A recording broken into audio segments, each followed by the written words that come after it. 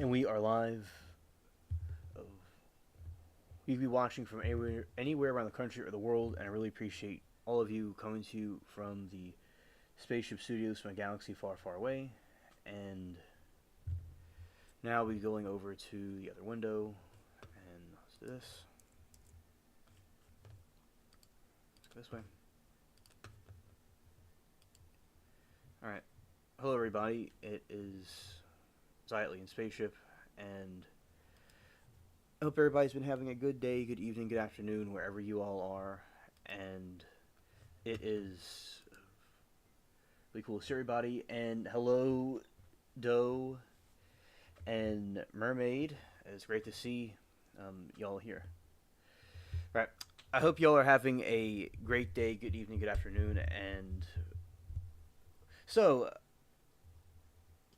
well, okay, I said that first part. Now I want to say, I hope everybody had a good day today, or hope everybody's doing well in general.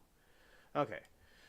Yeah, yesterday we were reviewing with Moki and chat about the UFO alien footage and the alien interview specifically, and there are some more to see.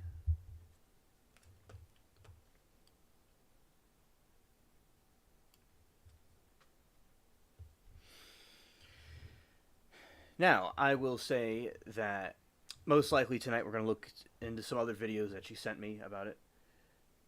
And Mermaid says, well, today was pretty, okay, drama. Okay, understood. Yep.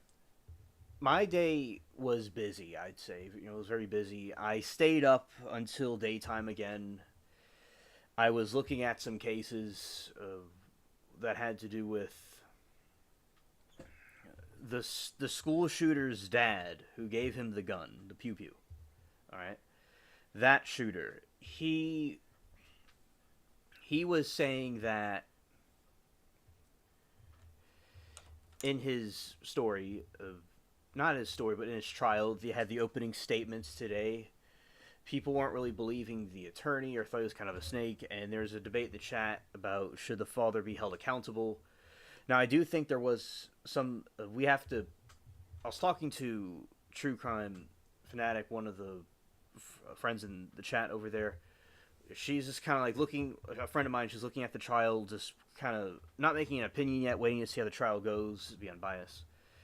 And a lot of times we could see people as guilty, but it's a good attitude she has about it. I think that personally, the parents were the mother seemed like she was trying to intervene, but I think it was irresponsible to give him the firearm with the considering this kid had pictures of the school shooters on his wall, and that's usually a bad sign, in my opinion. And just, I think some people are just not as involved in their kids' lives as they should be. And in the Foss trial, there was nothing new that happened. It was just a verdict watch, and the jury has not come to a verdict yet. They went late, not as late as I came on. I had to do some other things, but generally speaking, the trial was still in a verdict watch, or maybe they came to a verdict and they'll announce it tomorrow. But most likely, they'll come tomorrow and deliberate. We've also been talking about the Epstein files. There's been a lot of information coming out about that, and I am going to continue to do streams and videos on the Epstein files, along with the other videos that I put out. And because, my channel is Eclectic, so that means there's a combination of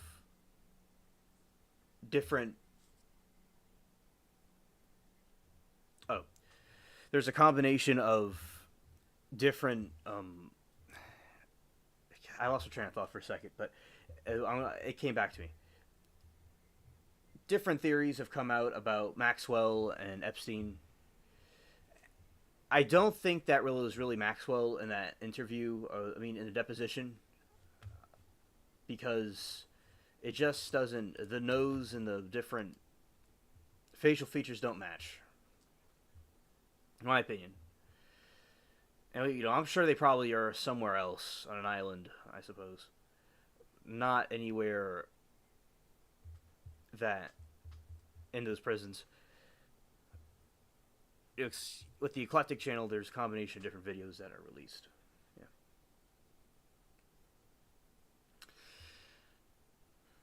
Yeah. Let's go Dodgers. Wazam. Good to see you, buddy. Yeah, we've been talking about some alien research and about some alien interviews. It's kind of wild. This because it sounds very science fiction. And shout out to you, Dodgers. It sounds kind of like science fiction, but it's allegedly this doctor that was working at a secret government base, was dealing with an alien specimen, and there is also talk about portals and about an Egyptian temple. Another thing was about the 2012. There's supposed to be an apocalypse, but there is a time traveler that came to stop it from happening. If it's real or not, it's a better movie than movies coming out now. So, they say sometimes truth is stranger in fiction. It was interesting to look at, and from the conspiracy theories that the alien community is interested in, it's answers some questions about some hypotheticals, and they got dude's very straightforward. If he was he would be a very good actor if he was faking it, because he seems dead honest. So, yeah, if it's not real, it was entertaining and interesting. If there's some truth to some of this stuff, then from the conspiracy theory perspective, it was a good find. And good. I like to do the overviews about the trials. By the way, trial chat was cool today. It was nice going there. All right, so let's see.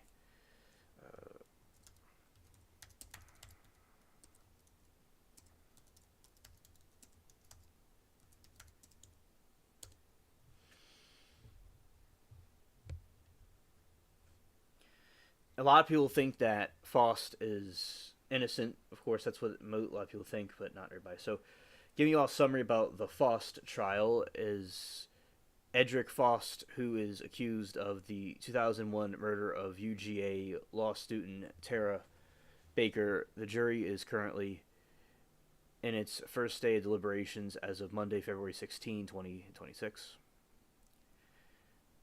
Deliberations begin. The jury started deliberating at 12:30 p.m. Jury questions. Within less than 2 hours of starting, the jurors returned the courtroom with specific questions for the judge. Verdict watch. As of the afternoon, there was no verdict was reached. It remains in deliberations until tomorrow.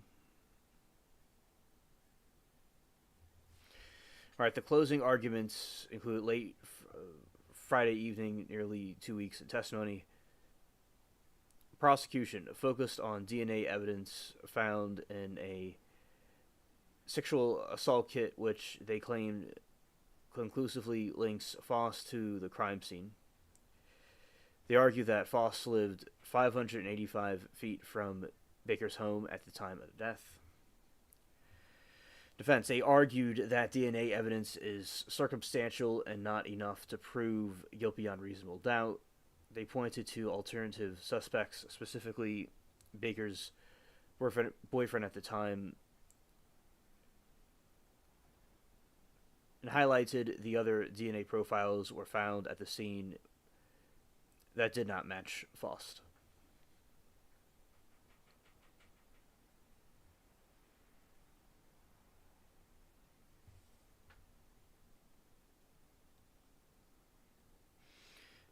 All right, so that was the lawyer in that one, and the attorneys. They seem there's different opinions on them, and they're definitely entertaining to watch.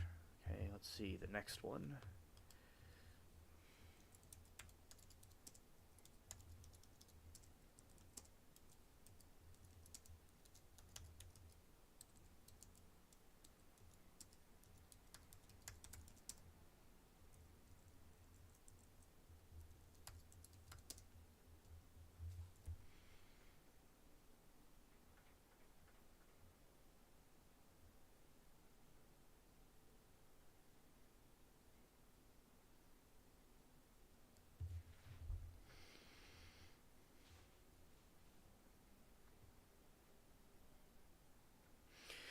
So, and the that's really called that the school shooter Zad's trial.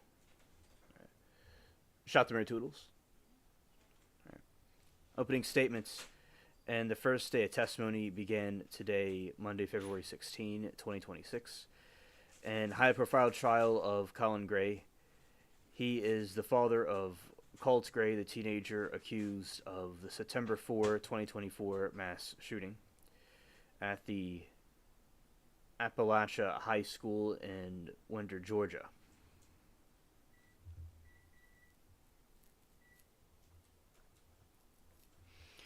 Today's key court evidence opening statements. Prosecutors from Barrow County District Attorney's Office argue that Colin Gray is criminally responsible because he gifted his son AR-15 style rifle for Christmas. This gift allegedly occurred after law enforcement had already warned the father about online threats. His son had made no shoot up middle school in 2023.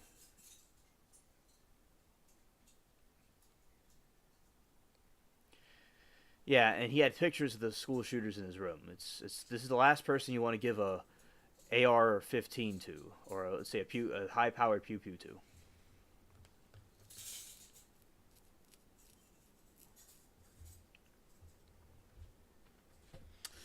Hey Duke, good to see you, buddy. Shout out to the flamingos, the chickens, and the bulls, and the satellites, and all that shit. Okay, emotional testimony. Jurors heard a harrowing 911 call from the 14-year-old student hiding in the classroom. Witnesses, including the teacher, including Catherine Greer, testified about seeing a gunman outside. Yeah, good to see you, too. And great to see you. Good to see you and great to see you. Duke. Including Okay, so 14-year-old student hiding in a classroom. Witnesses, including a teacher, Catherine Greer, testified about seeing a gunman outside their door with a rifle. Defense argument. Colin Gray's lawyers contended that he could not have known his son would actually carry out such an attack and was a single father trying to navigate his son's mental health struggles.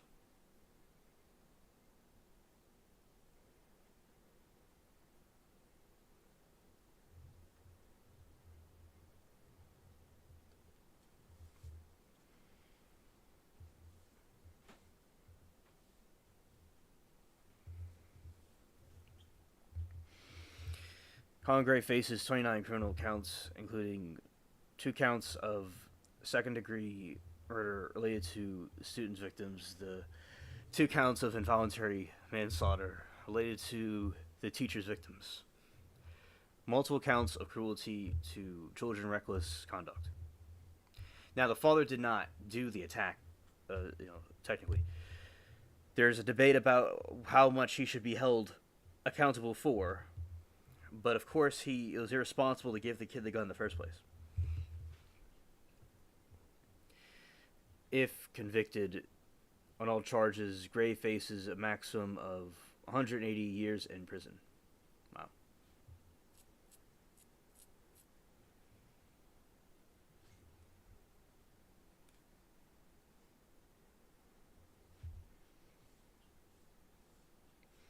Legal significance. This is the second major U.S. case where parents being prosecuted for mass shooting committed by their child following 2024 convictions of James and Jennifer Crumbly in Michigan.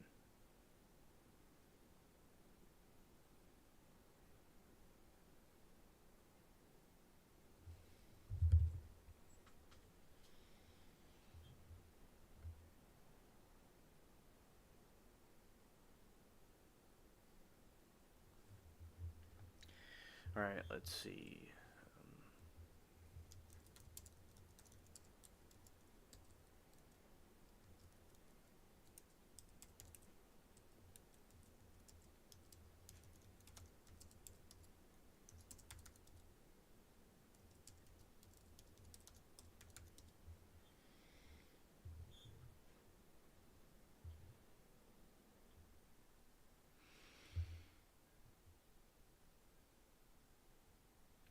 Now, a question, something that I was wondering is that, like the famous Columbine shooting, the parents were not held accountable, and this is the reason why that was. Right.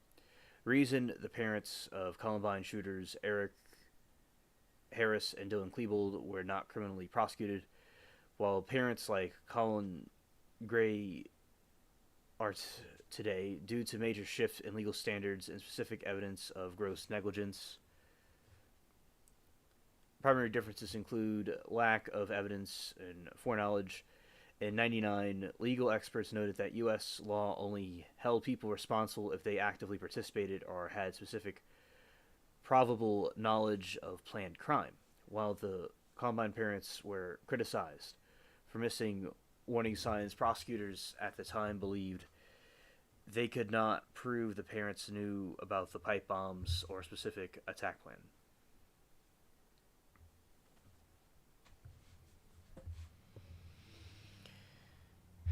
Now, I think the parents could have done some neglect with them, but very different time period and situations. Yeah. Gross negligence, the threshold. Gross negligence threshold. Modern cases like James Jennifer Crumbly and Colin Gray trials rely on theory of gross negligence. Prosecutors now argue that certain actions, such as buying a child a gun after or pew pew after they were investigated for school shooting threats, as Colin Gray's case, go beyond bad parenting and become criminal omission of duty to protect the public.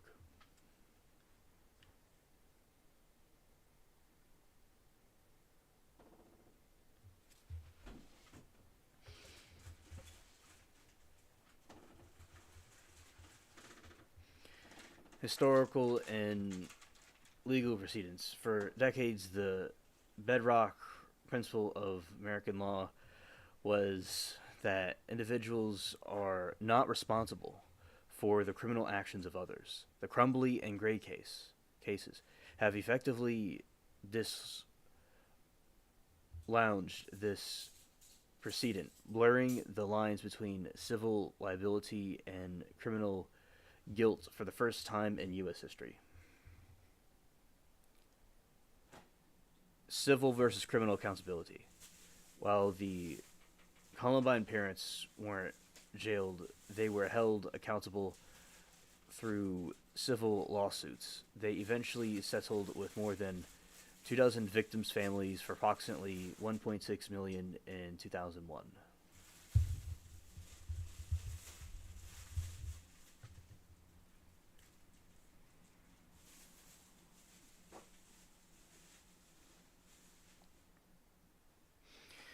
All right. The Columbine parents in '99, no guns were purchased for friends. They were purchased from friends.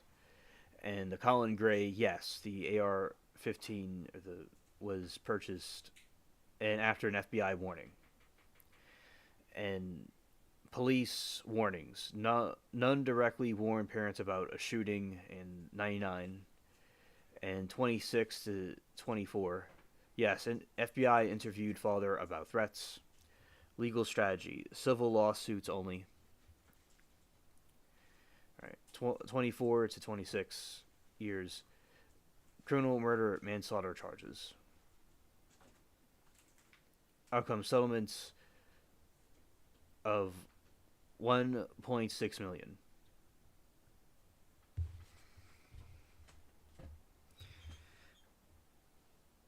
Colin Gray, 24, 26, facing up to 180 years in prison.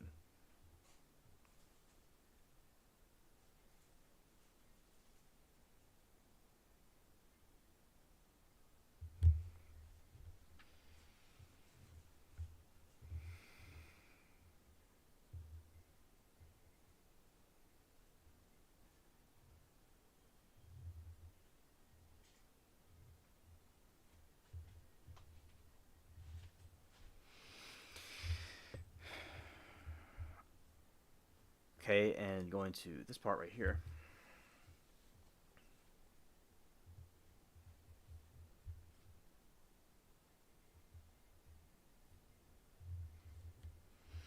In the trial of Colin Gray, prosecutors are using a timeline of specific warnings and choices to build a case for criminal negligence, arguing he consciously discarded a substantial unjustifiable risk. Specific actions cited by prosecutors: grifting the weapons after warning. In December 2023, Gray brought his son a SIG Saucer M400 rifle. Dodgers says hi to Mermaid. As Christmas gifts, the occurred just 7 months after the Jackson County Sheriff's Office had interviewed and warned him about online threats of his son allegedly made regarding the school shooting. Purchasing tactical enhancements. Prosecutors allege Gray not only bought the rifle, but also purchased the gun after the gun attachments. A larger magazine to increase the weapon's ammunition capacity.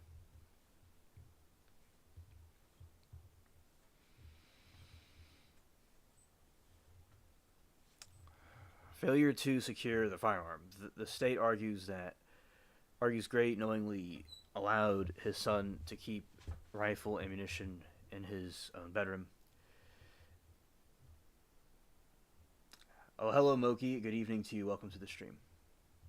Ignoring warning signs of home, prosecutors presented evidence that Gray was aware of the shrine in his bedroom dedicated to Parkland school shooters. Yeah, this is not really a good idea to buy a firearm for this person. Moki, I hope that you had a good day today. I hope everything is going well with you. Thank you for being here. All right. I was watching the two trials today. I was kind of overviewing about about that, and then we'll get to the other video in a moment. All right. Gray wrote in a message that his son was quick to be volatile and needed help, yet he allegedly failed to follow through with inpatient treatments recommendations on the first day of school in August 2024. Teen texted Gray that the blood is on your hands. Days later, the teen reportedly shoved his mother to the ground when she tried to take the gun pew away and asked his father for 150 rounds of ammunition.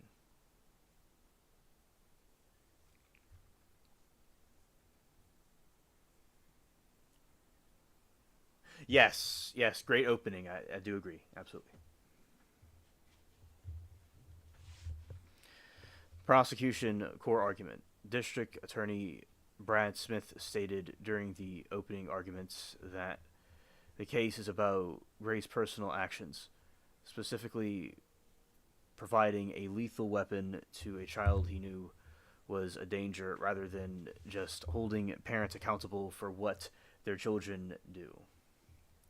Defense counter arguments. The defense contends that Colin Gray was an engaged father who actively seeking help, having scheduled mental health appointments for his son September 5.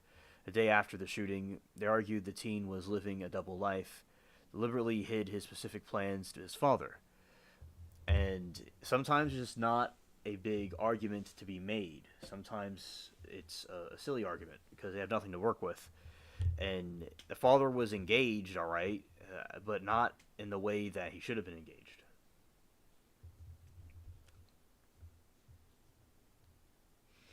Right, yeah, so I think that the prosecution did excellent opening statements. The state did excellent opening statements, and the defense was silly. So, yeah, I watched that, and the Columbine parents were not as informed of what the kids were maybe doing. And it was a different time period, but, yeah, there's debate about should the person be held accountable for getting the firearm or not. But this guy is kind of ridiculous because, in my opinion, I'm not, trying to be too biased here, but it's just, the dude had a shrine to the school shooters. He was warned about school shootings, and he buys him a high-powered, military-style rifle. It's, Either it's like cliche stupidity or he was a messed up father. Yeah. So, like, I had friends growing up that were into hunting and stuff, or they had firearms, but maybe that their parents let them use, but no kids had like a something like that. Yeah. But yeah. Yeah, so that is a review of the trials today, and going over this way.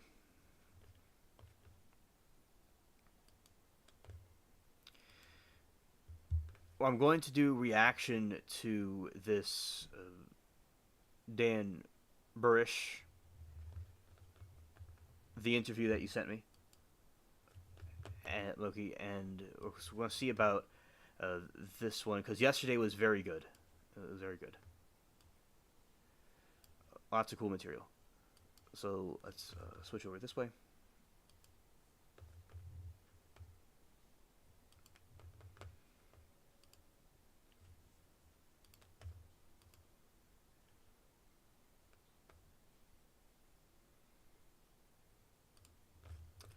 But actually, we just go here instead. Give a brief introduction who you. All right, we're about to review this. Here we go. And this is a different interview from yesterday. By the way, you sent them out of order. All right. Well, I see part one. Right now we're playing part one, and there's a part two. So the videos are labeled, and we're gonna watch part one and part two.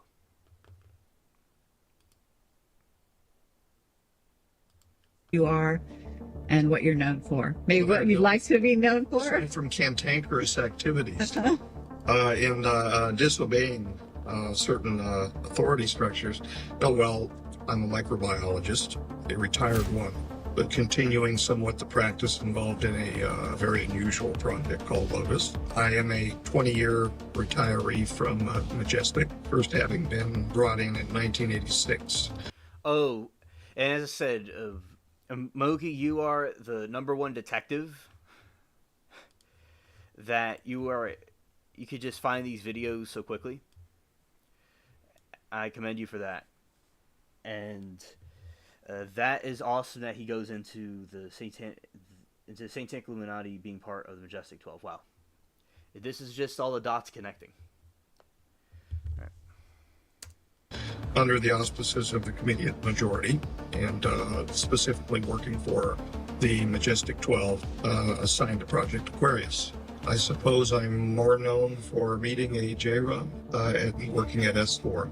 Aside from that, I don't really know what I'm known for, aside from irritating a bunch of people on the web that don't want to hear about me. So you worked for Majestic, and you were basically, I mean, in brief, and I know there's a really long history as to how you ended. An accessory project. It wasn't, you know, it was funded because everything that I was doing at the time was being funded ultimately by them. But it was an accessory project. It wasn't something of critical nature for the Majestic, or as I believed for a long time. However, the principle of the Lotus ultimately ended up being a rather earth-shaking item for the participants at the T9 conference a couple of years ago. What is the T9 conference? During the course of speaking with extraterrestrials and our interactions with them from the 1950s onward, there have been a series of treaties established between we and they meaning the future human intelligence, time travelers. And there have been as a consequence of our relationship with them, there have been more than one treaty system in place. During the last of one of those treaty negotiation and signing times, I had the privilege of being in the presence of the negotiators at the conference, which was held in the state of New Mexico. And there were how many aliens present at that time? There were 2, 4, 6, and a few of the strollers behind the curtains. So we had I'm sorry, what was that reference? they're unable to cope for long periods of time in our atmosphere. Our present atmosphere. They've adapted, if you will, to the atmospheres of their particular future timeline, and as a consequence, coming here would be oppressive to them, existing in our standard temperature and our pressure. So they have been provided unique sealed off pressurized systems that they would be moved around in by their attendants, basically in a Segway type transport system, where you can push it and it will actually move forward, very easily maneuverable. I see. So that's what you meant by stroller system. Right. Okay. And so they were encapsulated in their strollers and their positions as negotiators for their time. Are you saying that these aliens that were present at this conference that happened, what, this year, last year? A couple years ago, in which they discussed, I'm assuming it was the Lotus 3 and 4.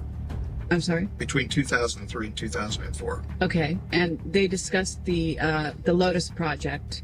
It was brought up, and in fact, as part of the negotiations, the P plus 45,000 group of J-Rods wanted the codes for the Lotus principle added into the treaty negotiations so that they could use it in their own attempts to ameliorate their particular neuropathies. Wow, so they saw the value. They saw the value right away. They saw a potential value for it, and they wanted to use it for that purpose. It was my argument that it should not be used for a particular purpose, that this is moreover part of a natural system, which has been put in place by whatever God that one would want to deign as being the creator of the universe, as part of a natural system and not to be controllable by humankind. Or by alien kind? Well, they're humans. They're human you lineage. consider them humans? They're humans. Okay. They're human beings, albeit different from what we would expect to see as a human being. But then again, if we look in the history, the presently accepted history of the evolution of humankind, if one were to walk into a conference held by Neanderthals, one would be taken aback. Well, in the same way, one may be taken aback by walking into a conference with these gentlemen. Okay. So you've got two kinds of aliens, and people that are watching this, some people may have no idea about the T2. Probably not. We actually had three kinds of extraterrestrials, human lineage extraterrestrials present. Two kinds of P plus 45,000 years from now, if we were to translate over to timeline 2. Difficult subjects, aren't they? Two representatives from that time, two representatives from P plus 52,000 years ahead, J-Rods, both of which generally have the anatomical configuration of what would be in ufology called grays, gray aliens. And two representatives from P plus 52,000 Orions, who would generally, I guess, in ufological circles, I guess one could say, would be called Nordics or Tals. Okay. Who actually look more human-like, but have larger eyes, very blue eyes, blondish hair, etc. I see. Of course, I've got many questions on this score. So do I. But, and for people listening, we would also like to know, were there any reptilians present? Yeah, so, explaining that, and this is a theory that we've talked about on the channel, and I said all theories are welcomed, that many people have different opinions about what the aliens are exactly, and so this theory explores the possibility about them being watchers, not watchers, being time travelers, rather, from thousands of years in the future that try to fix our past to make sure that it doesn't go in a negative direction, and they could fix. There may be lacking things they're trying to fix. I talked about this in the show before with one of the chatters, and yeah, so I think that's a very interesting one to explore. If it's true, that would explain why they have humanoid features like us. That would be an interesting explanation. Being out and, like, I was talking to Passion a couple of weeks ago when she was here, when I was live till the morning time, one of those streams. We were talking about, I was talking to her about when we would be able to be like Star Wars to go to colonize different planets. It'd be about 1,000 years from now, maybe 500 years from now. like Mars, etc., beyond. So that would fit in that timeline thousands of years from now of something in the future of civilization that had technology that was so advanced they could probably do things like that. Now, the way, from our knowledge now, how we would get to the star Orion right now from where we are is a warp where you're kind of bending space and time to float over to another, to go to Orion's belt within a week or so. With the thousands of years it would take usually to get there. So, or hundreds, depending on what technology was used. So, as time goes on, they have different abilities to do that. Yeah, so that's kind of give you an explanation about hypothetical civilizations that are in the future, what they can do, what we can't do at this moment. No, not per se. Okay, couple questions on this score. So do I. But, and for people listening, we would also like to know, were there any reptilians present? No, not per se. Okay, good. What I've come to understand, and it's generally held, that the notion of a reptilian is a misnomer. And I'm not saying that.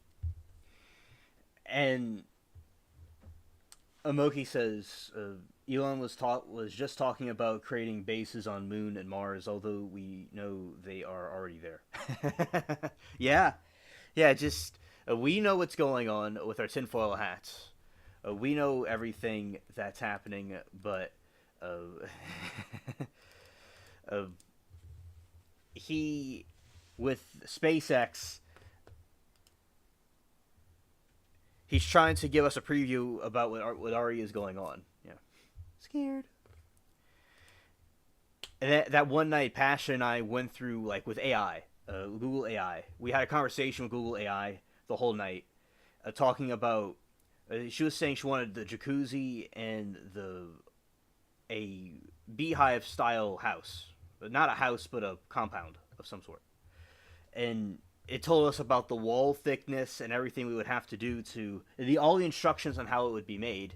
Now, it preferred people to be underground on Mars, but we were insisting being above ground, and because she said she didn't want to be inside a space worm's tunnel, because that's underground, as in the lava caves.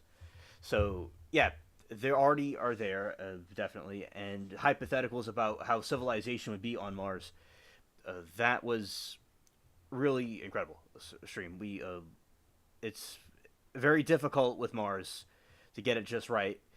The Mars's core is turned off. It needs to be reactivated with AI was suggesting if we go mine a star and take all the materials from it and make a giant, humongous drill thing and go through the Mars's core, and then mix it up like you do with cookie dough. That's how you'd be able to heat it up to the point where it would, over a long period of time, recreate it to make it like Earth. Right.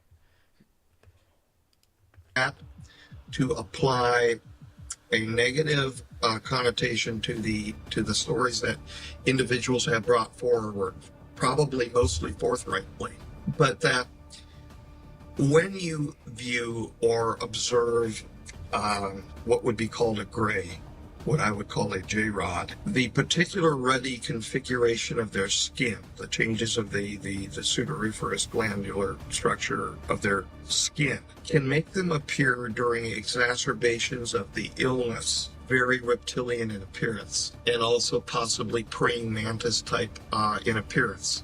They're also suffering from a cocaine-like syndrome, which makes them lurch forward. So they appear very praying mantis-like. So I think that possibly many of the accounts from individuals whom have actually been abducted by the P-45s maybe been interpreted as being reptilian in appearance because of their skin structure. They're not really reptiles. Okay. Now, I'm not saying, I'm trying to be inclusive here, that there are things in the mind of man and in the glorious universe of God that I don't know. That there's a possibility that individuals have been have encountered alien species not to my reference. I mean, gosh, I've had to accept the fact that there are human beings that many years ahead of us on another timeline coexisting in reality. How hard would it be for me to accept that there are other extraterrestrials of non-human lineage, of which I've only been briefed about one, which is an extra-dimensional species, whom have referenced other extraterrestrial species that I know nothing about? Mm-hmm. How hard is it for me to accept that after I've been in the presence of a human lineage extraterrestrial? I don't have a problem with that, but at the same time, I don't have evidence to support it either.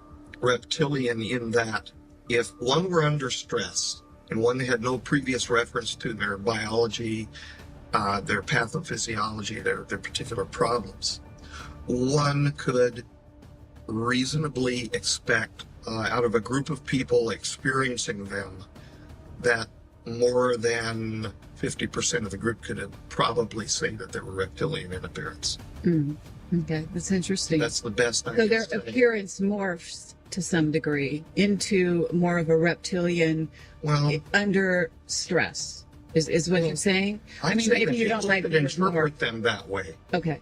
Reasonably be expected Visually. to interpret them that way if they do not have a scientific grounding in what they're looking at. Sure. I'm trying to be inclusive of reports of individuals that have no reason to have come forward and say things that they've said for other than the fact that they've experienced something. I'm trying to understand, or maybe help people to understand why they may have interpreted as well. Sure. These things in this way. However, they may have actually come into contact with something which was fully reptilian in appearance. I don't know. I haven't. Exactly. I'm trying to be honest and at the same time tell people, because apparently it's happened to me, that it's okay.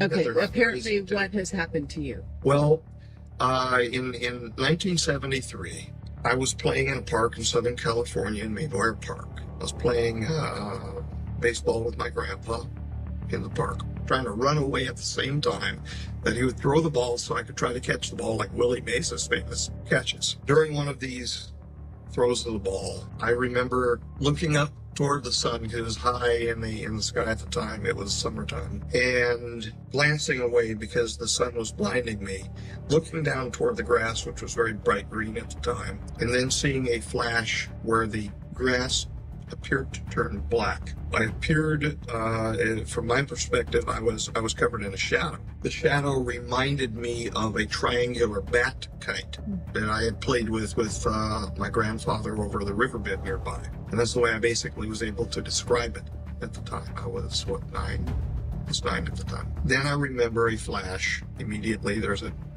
disjoint memory of this. It's not contiguous, where I saw my grandfather sitting over by a tree several yards away from me. And the sun had clearly moved in its aspect to me, so time had clearly passed. At least several hours had passed. I ran over to him, asked him what happened, and he didn't want to talk about it. He said, you're okay now, and he wanted to go home. So he walked me home immediately over the overpass over Del Amo Boulevard, and we went home. This precipitated a major domestic upset between my grandparents and my mom and dad. Ultimately, this domestic upset resulted in my grandparents moving out. And around that same time, I was having unusual dreams. And in the dream, I would wake up and I would walk from my bedroom through the restroom, which connected between my bedroom and a small laundry area that went to a doorway off the north side of our house. And to the right of that laundry area, there was a closet. That's the. Yeah, and I think that with the reptilian aliens are of dark origin, especially as like demonic nature with cults, stuff like that. We've researched, and gods of different religions talked about the reptilian type creatures too. So that seems accurate. He's also referring to his own UFO experience. I think it's interesting he had them since he was growing up, and it's certainly startling when it happens to somebody. Indeed. Right. The closet where my grandpa used to put his work jacket and his work boots. He worked at Gaffers and Sattlers. And I would open the door to that closet, and that's all I can remember from the dream. Mm-hmm. But I knew that I was meeting somebody called Harry. He was a little friend.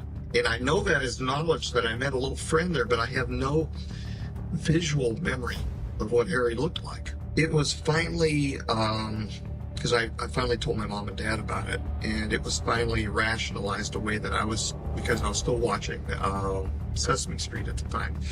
That was Oscar the Grouch. And that's the way my mom put it. She said, "You're thinking about Oscar the Grouch because he looks furry and hairy." And from that time on, as the dreams continued, I then remember seeing Oscar the Grouch in my dream, but not in the closet, in the restroom, or, past the restroom. But I remember just seeing a picture of Oscar the Grouch. So I felt very calm about it after that. I accepted it as a boy. So you were abducted in something that you don't remember the details of. Is that the actual experience once? Yeah, I told you what the actual memory of it from my boyhood. That is it. Now I remember possibly, and I'm not sure over the years whether this was confabulation or not, because I was a boy at the time. I think I remember seeing a tall person, like if you take a movie frame, like one frame, like for a flash of a still picture, like an iconic memory almost, of a tall person standing next to him at the tree.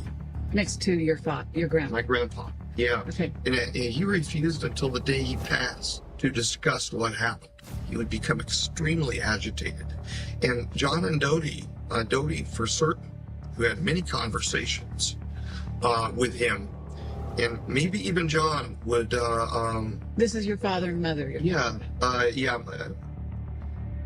They're my mom and dad that I grew up with. Okay, but MJ1, somehow this abduction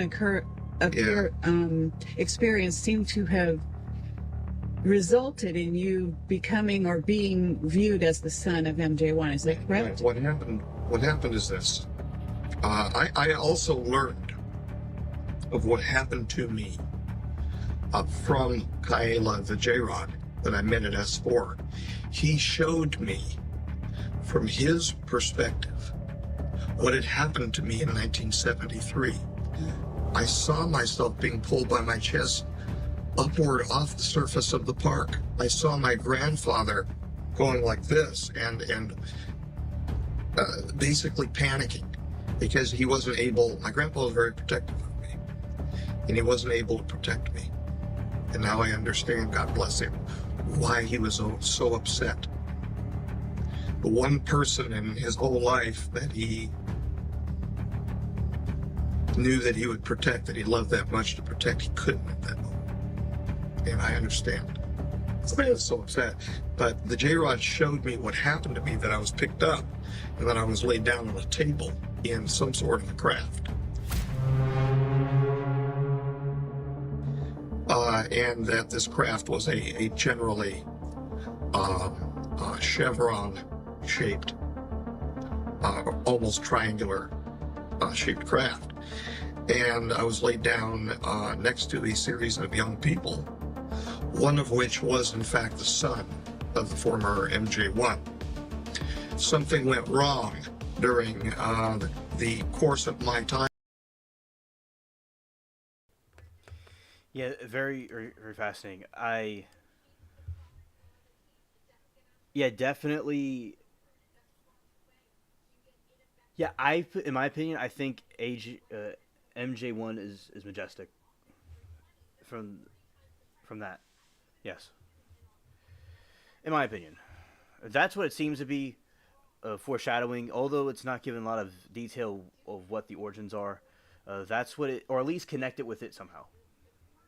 I'm on board the craft when samples were being taken of me for their studies, and the son of the former MJ1 died. During that time, they put some sort of equipment on me. It almost looked like EEG type, a neural net, if you will, of receivers, probes, electrodes, if you will, on me. And they were trying to save, desperately trying to save. And I could see the movement of the J-rods around this other boy. And I know what he looked like and all of that, because I was seeing it through the eyes of Kyla. They were trying to save him, and he ultimately passed. During that time, apparently they were trying with whatever technology that they employ to save the boy by storing him. That Kyla was with the P-45s at the time. These were P-45,000 J-rods. And they looked at us, and they look at us as no more than containers or cylinders, almost like beakers full of material, electromagnetic material. And so they were trying to store his energy, if you will. Garcia suggested the word vessels, right? It's just like in the biblical times and ancient peoples trying to describe seeing chariots of fire or some sort of a craft. Didn't quite know what the technology was, so they used what they knew to try to make sense of it. And that's what he is doing by giving examples of what he saw. But it's probably some other type of technology, but he is... but that's like what it would be to us in our view of things. They were trying to store him for a while, I guess, in me. Now, my memory of myself at the time was a rather dull boy that liked to play baseball. Yep, that is true. Moki, yep. And with G.I. Joes and things like that. The record with me at the time was that I had an okay acuity in science. That's what the elementary school teachers were saying. I don't remember having acuity like that in science. And there's a disjoint in my own story of myself because of this. Because after I was put down back in the park, over the course of the next couple of years, there were changes in me. But then again, there should have been, because I was growing up. But there was a substantive intellectual change in me, where I was no longer interested in those same things of my youth. Was that maturation? Probably some of it. Was it a change as a result of what was done with me on board the craft? The Majestic thinks so. Thinks that it has something to do with that other boy, because that other boy was known as very bright in the sciences. And all of a sudden, true enough, I got a hankering for Erlenmeyer flasks and boiling flasks and microscopes that I had never had before. Okay, but... And I've possessed ever since. On some level, the MJ1's son that was on the craft next to you, that possibly received a soul transfer from, is the MJ group had to be cognizant of what was going on. In other words, they knew that had happened. And they knew during the time... He's admitted to me that they knew that had happened at the time. But in other words, was this... so you were chosen in a sense. Sure. I don't know.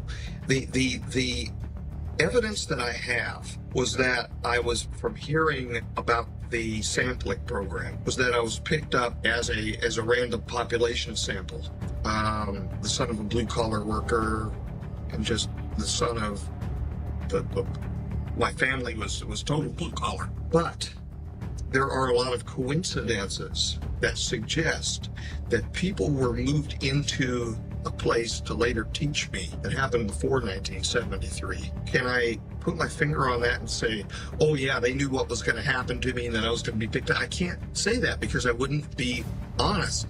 But I get the feeling as though, Marcia has held up 2 letters to me, LG, for Looking Glass. Oh, I see. I see. I'm sitting here in the presence of an individual that actually knows more of the truth and cannot tell me, for whatever reason, more of the truth about what's happened to me than I know. Okay. She's just held up the letters LG for Looking Glass. She's indicating to me that they knew. In other words, and Looking Glass is the ability to look into the future. So what you're suggesting is that For that use, yeah. MJ12 was using Looking Glass, perhaps saw that the first son of MJ1 was going to die, and planned to groom you to carry on It's possible. in his place. It's possible. Mm-hmm. But I've never been told by them that. Did Jay? All right, so now we're going to go to the part of meeting the MJ1. Excuse me, but the hints have been. Did J. Rod? Excuse me, but the hints have been, forthcoming that is the reality involved. Because, I mean, even, and I don't know for certain that he was ever read into the program. God bless him, Jim, my mentor, Dr. Jim Reynolds. He was moved into places that almost set him up perfectly for Dodie's call, my mom's call that day, to talk with him at Long Beach Memorial Hospital. And she has since admitted, she admitted to Marcy that she received a sum of money. There are some not good things here, and I still love them both for everything that they've done for me. But yet there's an incompatibility now, because I'm still the 8 or 9-year-old boy in their eyes that they're willing to try to take sovereignty away from. It produces an incompatibility in the relationship. What we're trying to find out, though, is how did you hook up with MJ1 after that? I mean, well, the first time that I saw him was at the back of the meeting room at the George C. Page Museum, when I was a member of the Los Angeles Microscopical Society. How old were you? 13, 14. So it was a few years after. It was a few years after I started becoming really interested in all of the beakers and the microscopes and things like that, where I was introduced to Jim Reynolds at Long Beach Memorial Medical Center.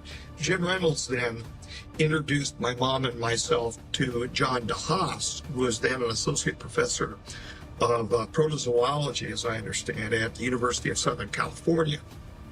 He was also the head of DeHaas Optical, a microscope salesman, who then put me in contact with the Los Angeles Microscopical Society at the George C. Page Museum, with whom he was associated as a senior member, in fact, at the time. I saw the former MJ1 walk in the back doorway. I sat at the back right of the room, which was where my spot kind of was. And I noticed him just standing back there, and he kind of just blended in with the crowd that was kind of coming and going. And he looked at me. And I looked at him because I noticed he was laying a little too long of a gaze on me. And I was paranoid as it was, scared to death, just being around these bright people. These were accomplished scientists. Zane Price was one of them, who was the head of the Electron Micro Lab at UCLA. I mean, these were accomplished people. And I noticed he laid this gaze on me from the back of the room. Yeah, a lot of times those people know more than what they're saying, because I think they know about these extraterrestrials, things, whatever they are, but they keep it more concealed. And they tell the public a different narrative, usually. He took his lighter and he opened it. It was a Zippo lighter, and it had a United States Navy seal on it. And he just popped it and lit it and closed it up and walked out the back door. I had no idea who this dude was. Scared to ask anybody because I didn't want to look stupid. I was a geeky teen. Later on, I find out that he just wanted to introduce himself to me. early on. You want to see where I was in my life at the time. Now, of course, the association was already established because of the son Michael and all of that business from 73. This was like 1975, 76. Mm-hmm. So, okay. So that was my first meeting with him, but I didn't really meet with him at the time. He showed himself to me. I understand. And you have since developed a relationship with him such that there is affection there, and he does consider you his son. He treats me very son-like, yes. Okay. But would you also say that it's he regards you as his son literally, or he must be conscious of the shift or the transfer that took place. He knows what happened on board. We've had long discussions about this. Okay. In fact, during a we had an entire night discussion about it one night. I'm trying to do the right things by everybody. And that's the only reason why, to be honest, my debriefing must come out to the public to the extent that the authentic message, the truthful message of what I've seen, comes out. And that concerns the extraterrestrial issue. But the rest of it, my losing my knees out at Mayborder Park and falling at the base of the tree where my grandpa was, that's not required. But for people to know that it's not bullshit, being behind it, as messed up as they are. I'm going to tell you honestly, when I saw Bill Hamilton's segment interview with you, and you're talking about your relationship with J-Rod and how you communicated with him telepathically, that struck me as incredibly real. And from that point on, I was very interested in what you had to say, because I said, this man really experienced this. This is not bullshit. This is the real thing. Yeah. So if you could reiterate kind of how you started working with J-Rod. He was working with me before I ever knew it. Of course, he was on board, as I understand. He had traveled to 73. And then, this is even what I said to Jeff Ransom on the phone. I said, my God, if this doesn't it boggles my mind when you think about paradoxes to start with. That he traveled to 73, I was picked up, and then he subsequently traveled back to the 53 time frame, and there was a crash, which means that he was held at S4 in 1973 at the time that I was playing baseball with my grandpa, and that he was also on board the craft, impinging into our time, lifting me up. Prosaically, it sounds crazy, but it's a paradox, I guess. I actually came into direct contact with him at the end of 1993, started in 94. But yeah, there's something wrong with him. During the entirety of my experience around him, he appeared, the best that I can describe is off-shifted. Almost like, he was physical. I felt him through the glove. There was matter there with me, but almost like he was a ghost with a body. He didn't belong. He did not belong where he was. Yeah, this is a very fascinating example of when people, these different dimensions I always talk about, this is describing an experience with the interdimensional encounter, and yeah, that it really is trippy. It really is. Yes, when he would communicate, when he would do the entrainment, they thump you. It was almost acoustically. They thump you. And until they finally come into contact with the brain level waves where they can begin communicating. And it comes in waves. It's almost like clicks of a dolphin. It comes in waves. And then you feel yourself pulled in as the entrainment is occurring, that the perception is being pulled into his eyes. Very unwieldy feeling.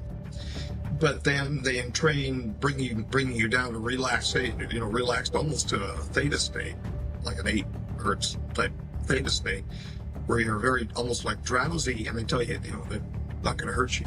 He did that. He actually said that he would not harm me. When he stepped forward on me when we were doing the old bride's dance, as we nicknamed it, where I was supposed to step forward to him, almost like taking a bride step up the aisle, and then he did the thing back to me almost jokingly, but it was so unwieldy because he broke the protocol. It's like everything that had been established of trust at that moment, it went to hell. And I got so afraid. There was an animal response in me at that moment, a very, very human animalistic response of get me the hell out of here. And I stepped backward and fell backward onto my back. And that is really what I perceived myself as doing. I said to Jeff, I said, felt like I was a cockroach, lying on my back in there. And he walked up onto me. I heard them yelling, fire the repress. They were going to intumesce him. They were going to hurt him so that he wouldn't hurt me. And I was trying to yell no, and I'm not even sure to this day if I really yelled no or if it was just in my mind. The stress was that bad at the moment. And he literally walked up onto me and sat on my chest. He didn't knock me over. I mean, there was, I think Ron or a couple other people said, "Oh, we knocked you over in the clean." He couldn't knock me over. He was too weak to knock me over. He even if he wasn't given his size, he couldn't have knocked me over. And how tall was he? Just a little over 3 feet, hunched down, almost 4 feet if he was to be extended out lengthwise, if he would be lying on his back and extended out lengthwise. But the malady, the pathologies under which he was suffering caused him to have weakness, change of gait, change of stance, where most of the time he was extremely hunched over forward, and he really couldn't stand up straight. When he would walk, he would wobble and kind of shuffle. So he got on your chest. He walked onto your chest, or sat on your chest. He was actually sitting on my abdomen area, but he was leaning forward with his hands onto my chest. Was he? Down. So he was communicating at that moment that he wasn't going to hurt you? Yes, he said, I won't hurt you, Beanie. He called me Beanie. And that goes to Beanie. He broke English up very strangely. And you heard this. Yeah, I say in the Bible they had angels that visited people, and it will say, "Don't be afraid." So interesting that this said something similar. How they communicate to humans, these terrestrials. In your head, I'm assuming. It wasn't out loud. No, I heard it in my head, in my own introspective voice, but clearly not coming from me. The sound of yourself when you talk to yourself, self-talk. It's the same sound, except it's the wrong linguistics. It's the wrong wording. You can tell it's not you. And initially, when that happens too, Hello, Zero. Welcome to the stream. Hey, Duke. This is somebody that allegedly worked with a secret government project and talks about his experiences with aliens and some supernatural paranormal experiences he had, and how these different things work, allegedly. Yeah, so it's very trippy, and he talks about this is telepathically speaking to the aliens, and he claims that the aliens are actually time travelers from thousands of years from now that were coming through to try to stop our timeline from becoming like theirs. And people, it's very far out, and I do believe him. But people don't have to believe if they don't want to. They could see it's a very interesting story for others that may not believe Yeah, this is the alien interview part, but I personally believe him.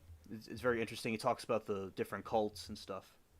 Yeah, J Rod, yes, and he calls the gray alien a J Rod. And as Moki said, Dan Burish, a microbiologist who worked with a gray alien called J Rod. Yeah, so this is the alien interview part, correct? And there's two parts to it. There is from my perspective, initially when it was happening, there was a very panicky feeling. But of course, that initially happened when I was part of the B unit team when Stephen was still going in to the clean sphere. He looked at me through the clean sphere and spoke to me and said, "I remember," and hello. Meaning the person who it was, you call, what is his name again? The J-Rod looked at you. Kaela. Kaela looked at you when Steve was in the clean sphere with him. He turned around and looked at you. Yeah, he turned around and looked at me. I was part of the B unit team to start with. In fact, that was going to be my actual occupation in there, was assisting the chief scientist in going into the clean sphere, until he identified me as somebody, I guess, special to him, Kaela, and he wanted me to be the person to go in there. That's why I was promoted ultimately to the working group leader in there, because I didn't have the background, did not have the seniority, and it wasn't my place. But that's why the promotion happened. Okay, so did they actually zap him then, or did they? I don't believe so, because I would have felt he began to entrain me immediately and strongly. And he relaxed me. The encapsulins, the endorphins were going big time. They entrain on several levels, and they're able to relax you by actually flooding you with natural opiates. Mm-hmm. Okay, so but what happened after that? After that, I began to sink away from what was going on in the clean sphere, and with the panic that was going on over the radios, because I heard them. We had two separate units, an E unit and a B unit on the radio. They were like separate radio frequencies, and I could push the button and talk independently, but they were stepping over each other, screaming, saying, "Get a secondary unit ready to get me out of there." And they were going to enter in to pull me out, and you can't just step in there that quickly. I mean, they've got to suit somebody up, bring them in, and you knew before you were going in there that the J-Rod, we were trained that they were a threat. Really? So that we were not supposed to communicate privately with them or anything like that, that we had a certain job to do and we were to get it done. And that was the scientific job of removing the samples, and then the studying of the samples for the back engineering, these are the reversing like chemicals.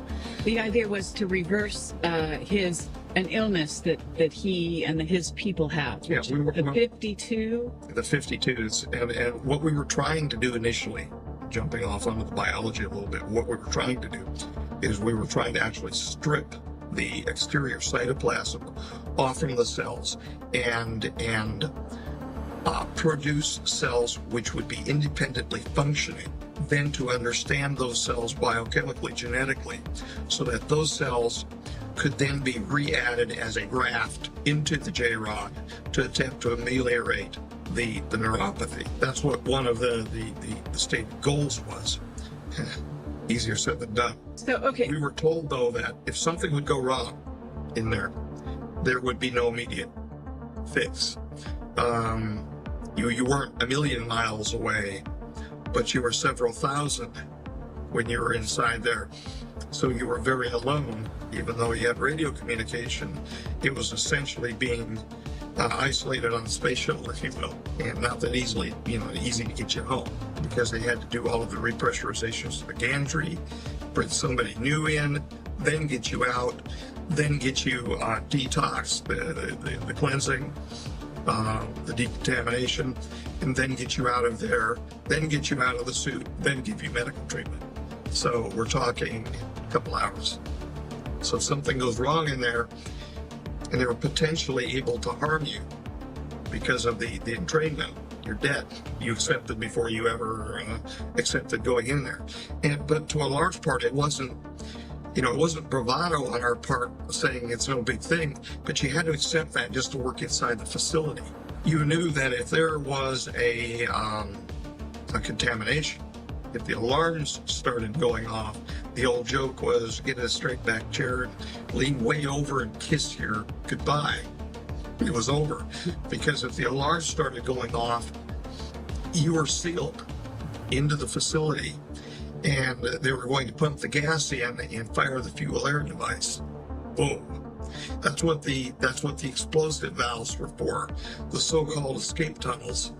For you to get out in case there was an emergency, those were blow-off vents. So they could blow off and explode the facility, blow off out of the papoose range, and keep the remainder of the facility intact. So, but your experience with the J-Rod and the other ones you've met has basically, were you afraid for your life at any time? In other words, I was afraid for my life when he stepped toward me. Absolutely, I was. At that moment. At that moment, but it was a very transient, it was an ephemeral moment. How did you? It passed off very quickly because biochemistry helped me calm down when he trained me. How did you feel, though, in your sort of interactions with him? In other words, do you feel that you said you didn't remember knowing him in the original meeting in the spaceship, right? Right. But he remembered clearly. He remembered. So did you feel that you actually developed a friendship with this being? We did.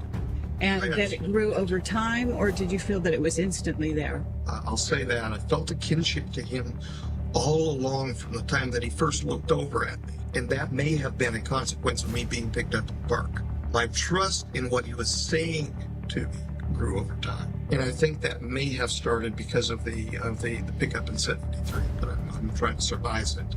There was a pickup of the jovial nature of our friendship over time. Exactly, Moki. I was just thinking that. See, he established this telepathic connection by bonding with him, and it's kind of like he was able to know what he's thinking. And like, say if your best friend, like, you could think of something and they say it, like you both say the same things at the same time. Like Mermaid has said something or I said something, and it was like we both were thinking the same thing. This alien and this with Dan in the interview, the alien one has a much stronger telepathic futuristic communication skill than any human would have, or most humans would have. And this is where he was coming up with this telepathic communication, because a lot of these aliens talk telepathically over how I'm talking. Right. So definitely, yeah, bonding is right. Yeah, bonding's right. There you go. It's the telepathic bonding. Yeah. Certainly, because I've got kind of a strange sense of humor, and he was able to be friends with that kind of same weird sense of humor, where he would look over at me and he would tell me that what his behavior was, because I couldn't tell when he was happy or when he was sad because of physical characteristics that easily. You know, you can tell fairly quickly with a human being from now if they're happy, if they're smiling at you. But I couldn't tell if that was pain or what it was on his face until he specifically informed me that that's his smile, that's his laugh. As that grew, and my relationship with him grew, I became more attuned to his physical responses as well. And I think that picked our friendship up as well, because I'm more associating with another human being with the physical reactions as well, you know, in the communication. And they were less so. So that was difficult. That was very difficult until I became attuned, where I became more relaxed into what his physical responses were. When I knew he was laughing after that, then that got me into trouble with the folks in the facility, because I reacted naturally to his physical responses. And so I would smile or whatever over at him, and they would say, "What is transpiring between you two?" I hear it come over the radio. Mm-hmm. Sometimes This is like an extreme example of when you're talking in class to your friend, and like, what's going on between you two? Yeah, and if it is real, that is, which I believe it is, believable. That is very interesting. How over time gradually getting to the facial expressions, because I would say they would be not really emotional with their faces at all, and they slowly linking an extraterrestrial to a human like that is an interesting study of thought, how that would work. That's something I didn't really think much about, and it's cool how even beyond time and space, the concept of friendship, etc., still is valid in these hypothetical situations. I would out and out lie to them and say nothing because I was afraid. I had a fear of losing his friendship too, because I wanted to learn more from him. And so I was willing. And these are the same people that, will point a gun at me with very little compunction against it.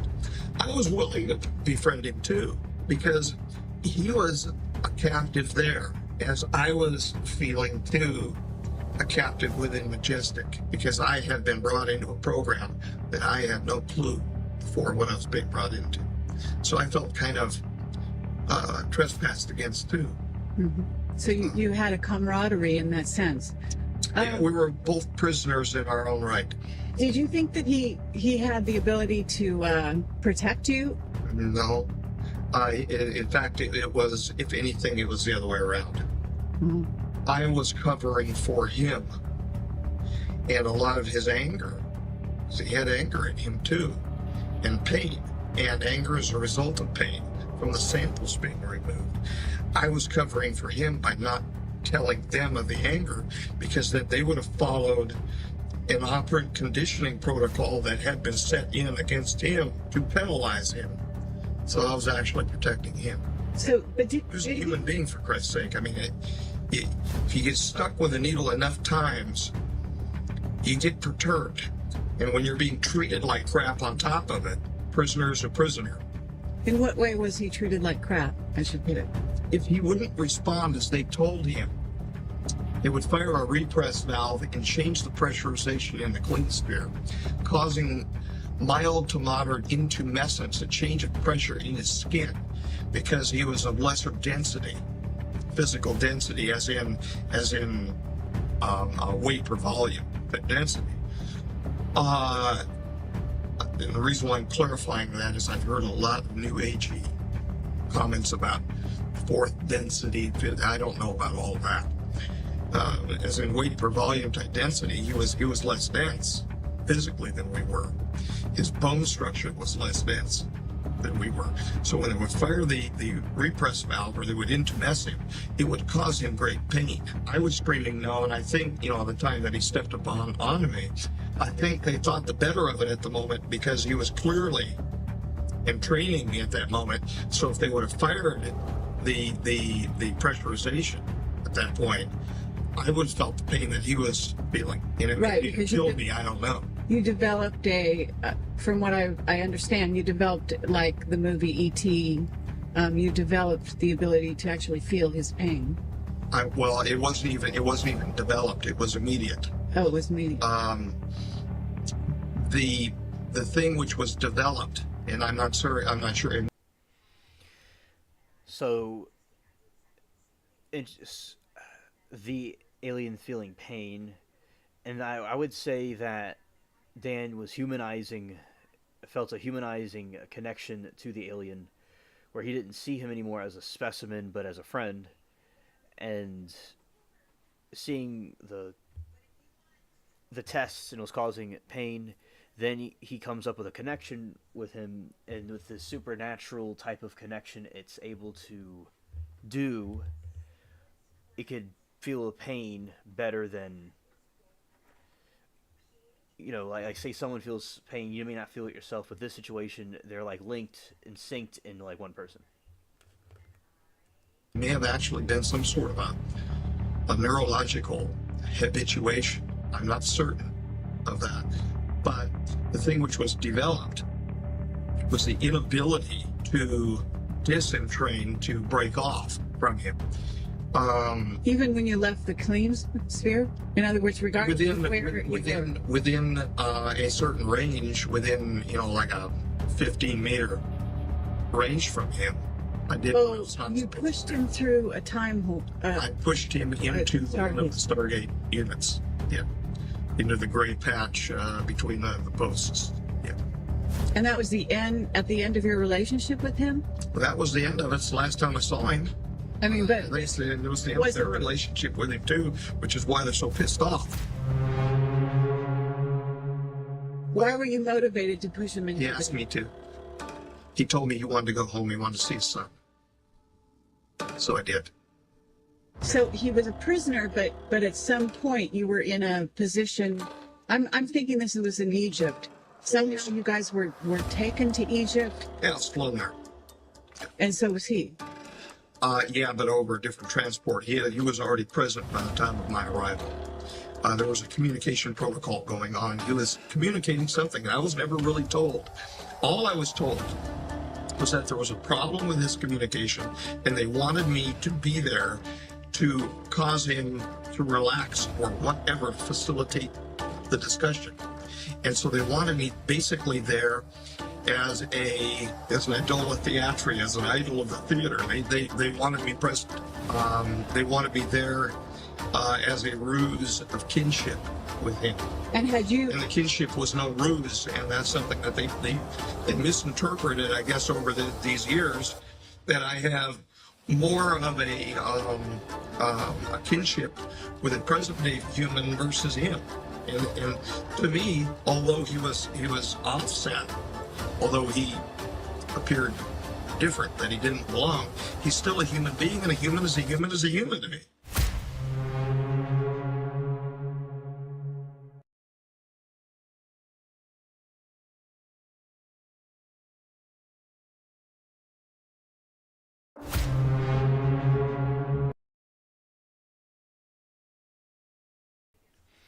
All right, this is part 2. The Stargate incident.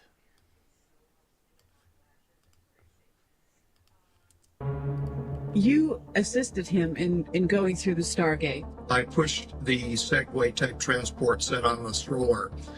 They looked like bell jars almost, over the top of Segway type strollers, where you could, almost waist height, where the bar was, where you could push it in whatever direction, and it took very little effort to move it. And he asked me to go home. So you pushed him, and Yeah. what happened to you when you pushed him? I pushed forward, then the next feeling was a feeling of numbness. For a brief moment, I thought I really screwed up, maybe killed myself or whatever, because I literally felt numb everywhere. Then I remember a flash of gray, and then I was seated coughing on a block about 20, 30 meters away maybe. And I had people rushing up to me, still over dramatically, actually cocking an automatic firearm at me, screaming at me. And I was grabbed, picked up from the block, and taken over and said, you're under arrest. And I committed a violation of the protocols, and I was being threatened with weapons to my head and things like that. Are you a spy? And they were just acting paranoid. No, I wasn't a spy. I just shoved him into the Stargate, and he went bye-bye. And that's essentially what happened. How did Majestic react after that to you? Very angry,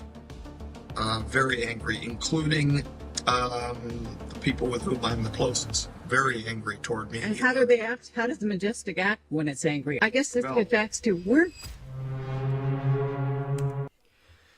Oh, yeah, Stargate and time travel harder to wrap my head around than aliens. Oh, yeah, it's very complicated.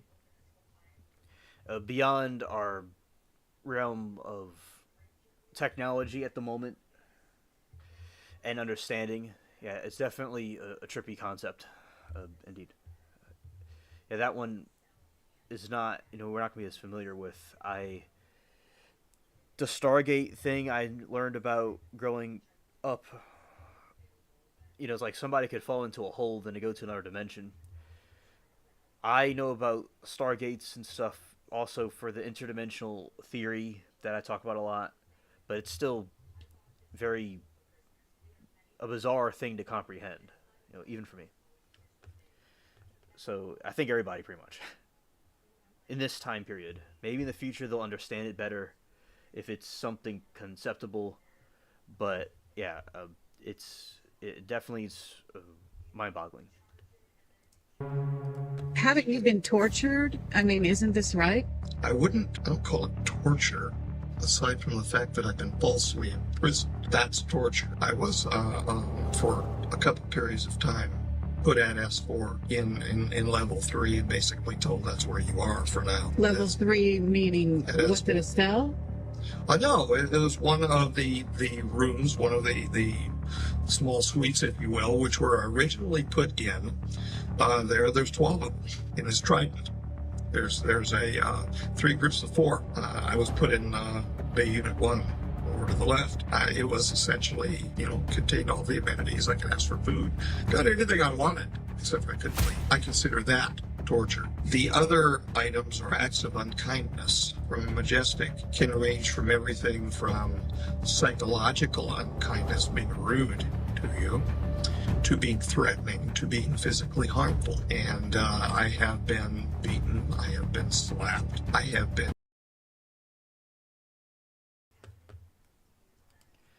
Alright, Zero says, it's Einstein's Rosen Bridge, or in layman's, a wormhole. Stargate. Thank you for the explanation.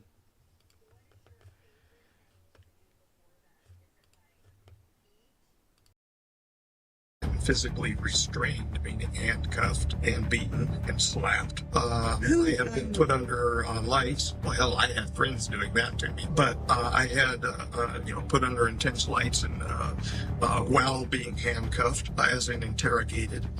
I have been told to shut my mouth to the point where 2 people grabbed me.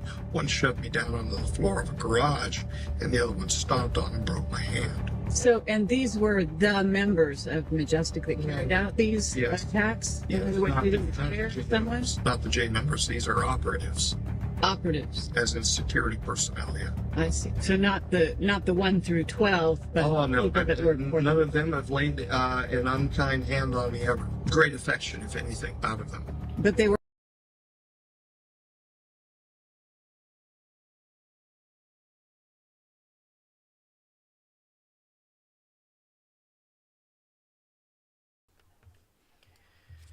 Yeah, and Einstein-Rosen bridge, more commonly known as the wormhole, is a theoretical shortcut connecting 2 distinct points in space-time, first proposed by physicist Einstein and Nathan Rosen in 1935. The concept emerged from paper The Particle Problem to General Theory of Relativity. It's mathematically described as a tunnel with 2 mouths opening, connected throat. Theoretical origin: Einstein and Rosen were attempting to use general relativity to describe subatomic particles as bridges between 2 sheets of space-time, aiming to emit mathematical singularities found in black hole solutions. Something else is that you could take an atom, one there's in LA and one in Japan, and they moved one and the other moved with it at the same time. So there's a theory, this has to do with cloning. I've looked up the concepts of cloning, maybe future people will do, and you can clone somebody, and the concept of this was because of the atom theory. You could take 2, and they both are 2 different atoms with the same consciousness. So that reminds me of that concept as well, like one thing simultaneously is doing what the other one is doing.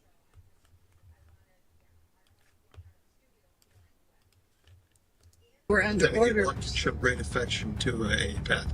Okay, so you were viewed as a pet by some of them, but you were also... I'm not saying that. I'm saying their orders? I'm not saying I was viewed as a pet. I'm saying I don't know what they're truly carrying in their hearts, in their minds, and so there exists a possibility that affection can be granted either honestly or disingenuously. You're basically saying that Majestic is operating as independent of the government. Is that correct?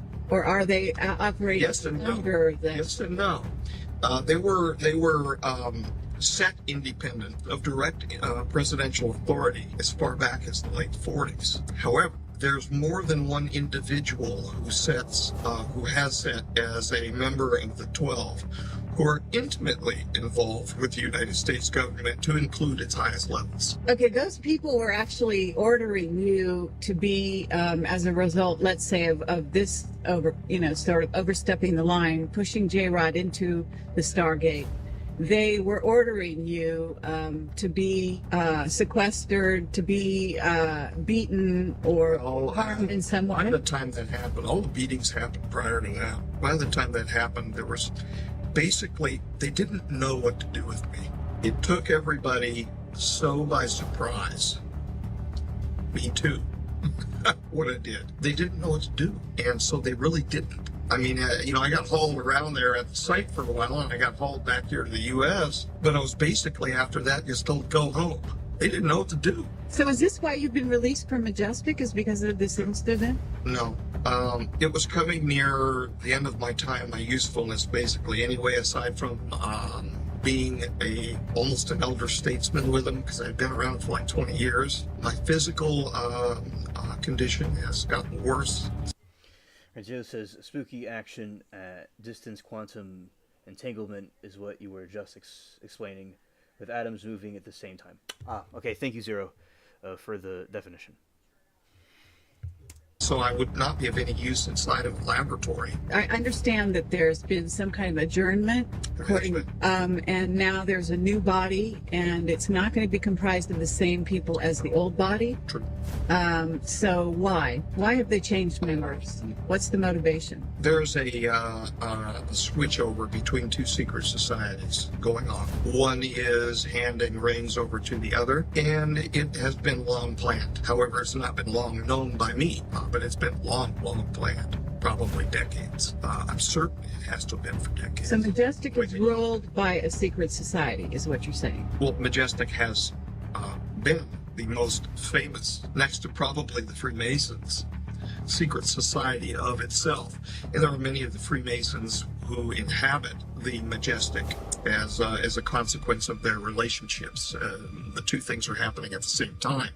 And so their philosophies then, the philosophies of these associated secret societies like the Scottish Rite and the York Rite, are then imparted into the secret society known as the Majestic. So what's the quarrel between... You bring who you are to wherever you are. Sure. But what's the quarrel between, say, the Majestic Society or group and the Illuminati? That is a real good, and it's the best question to be asked. Many members of the upper echelon, and I don't mean the hard-working people who work on construction sites, for God's sakes, but many people who are in the upper echelon of the Masonic movement, both York and Scottish Rite, have accepted a philosophy which is Luciferian in context and history. Many of the people who are not directly then involved with the Majestic, who are also associated with that Luciferian philosophy, have rubbed up against each other for decades, probably even longer. So somewhere along the line in history, there was a schism between those individuals who have accepted the Luciferian history, Luciferian philosophy, mixed with other secret society people who have not, that ended up in the Majestic, and people who have accepted a Luciferian, almost like a different denomination, if you will, accepted a Luciferian philosophy, who are not associated with the Majestic. In other words, we've got dirty coins on both sides. Okay. And when you say a Luciferian philosophy... meaning a materialistic, and for lack of a better term, when it comes to the actual European Illuminati, satanic philosophy, where they've given their lives, their families, their sacred honor to this satanic thought of creating a world order under the person that they consider the true God, which would be a Luciferian figure. Now, these people have also, separating them from the dirty coins in the Majestic side, these people have also been accepting of the influence of the P45 rogues, who want to justify their own history by our demise of moving from timeline 1 over to timeline 2, a catastrophe. And so the differences between the Majestic group some of which there have been these Luciferians mixed in. And they're not even really true Illuminati. I mean, that's a word that comes back meaning enlightened ones. And these people are not enlightened. They're simply under the influence of a false light. However, on the majestic side, you have a lot of God-fearing people too. A lot, and I'm not talking about specifically here the 12. I'm talking about the line people, the people that we've worked with. Good people to the bone, to the soul, who want nothing but good for the world. So basically what you're talking about is there seems to be an alliance between the so-called Illuminati group that is satanic followers, and the P45s, what you call the P45s. And the Majestic group, which even though it has some members from the Illuminati, basically is siding with the P52s. Yeah, I wouldn't really call them some. I would say that they are Freemasons who have accepted the Luciferian influence. In other words, I personally disagree with it. The Luciferian influence, but are still acting as good people. For the benefit of humanity. For the benefit of humanity, exactly. And then there are some that I've interacted with who are involved with the so-called true Illuminati in Europe that are God-fearing people too. There's dirty coins and there's polished coins on both sides. However, the dirty coins make up the vast majority of the group on the European Illuminati side. Yeah, and I've always had seen, and from my research, a link between Illuminati groups and the extraterrestrial Stargate stuff. And see, what he's saying is that there are good people on, there's dirty coins and there's clean coins. Just like what I always say, I don't like to generalize an entire group of people. Now, it's interesting in these Illuminati groups that they're God-fearing people. I didn't really think about that, but I know there's Masons that are godly. I don't know what they really believe or not. Some people that claim to be not corrupted, but interesting that even in this, there's apparently people that aren't completely into this evil stuff, but the vast majority of them are dirty coins. Now let's get to the timelines and explain just briefly, since this gets over into the future and 2012, what the P45s, meaning they are from the future, 45,000 years ahead of 45,000 years ahead on a separate timeline than what we are presently on, or a timeline that we could transition over to from where we are now. If we are to accept that we transition, God forbid, from timeline 1 to timeline 2, they would be considered 45,000 years and 52,000 years, respectively, ahead of us. The individuals who dumped near Roswell, New Mexico, back in the 40s, were approximately 24,000 years ahead of us in timeline 2. We're on timeline 1, I'm assuming you're saying. And we're headed for 2012 and theoretically a catastrophe that may or may not happen. Right around now, yeah. Right around now? Yeah. And this catastrophe, has this got anything to do with Planet X? I don't know.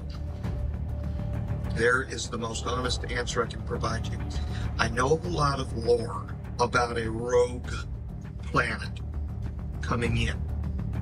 However, the material that I've actually seen on a repetitive crossing, if you will, of Earth with catastrophic influences happens not only because of a matter of physics of rogue, and I don't mean this toward like J-Rod rogue, but rogue crossings near Earth asteroids or comets to precipitate the catastrophe. There would be, as we pass into the plane of Milky Way, some sort of energetic burst through the plane of the galaxy by virtue of wormholes that travel through the plane of the galaxy from the center of the galaxy, which have been depicted in ancient lore called the serpent rope, even of the ancients, and that the serpent rope would return at the time of the end of the Mayan calendar, revealing, and there are several perspectives as to what it will reveal.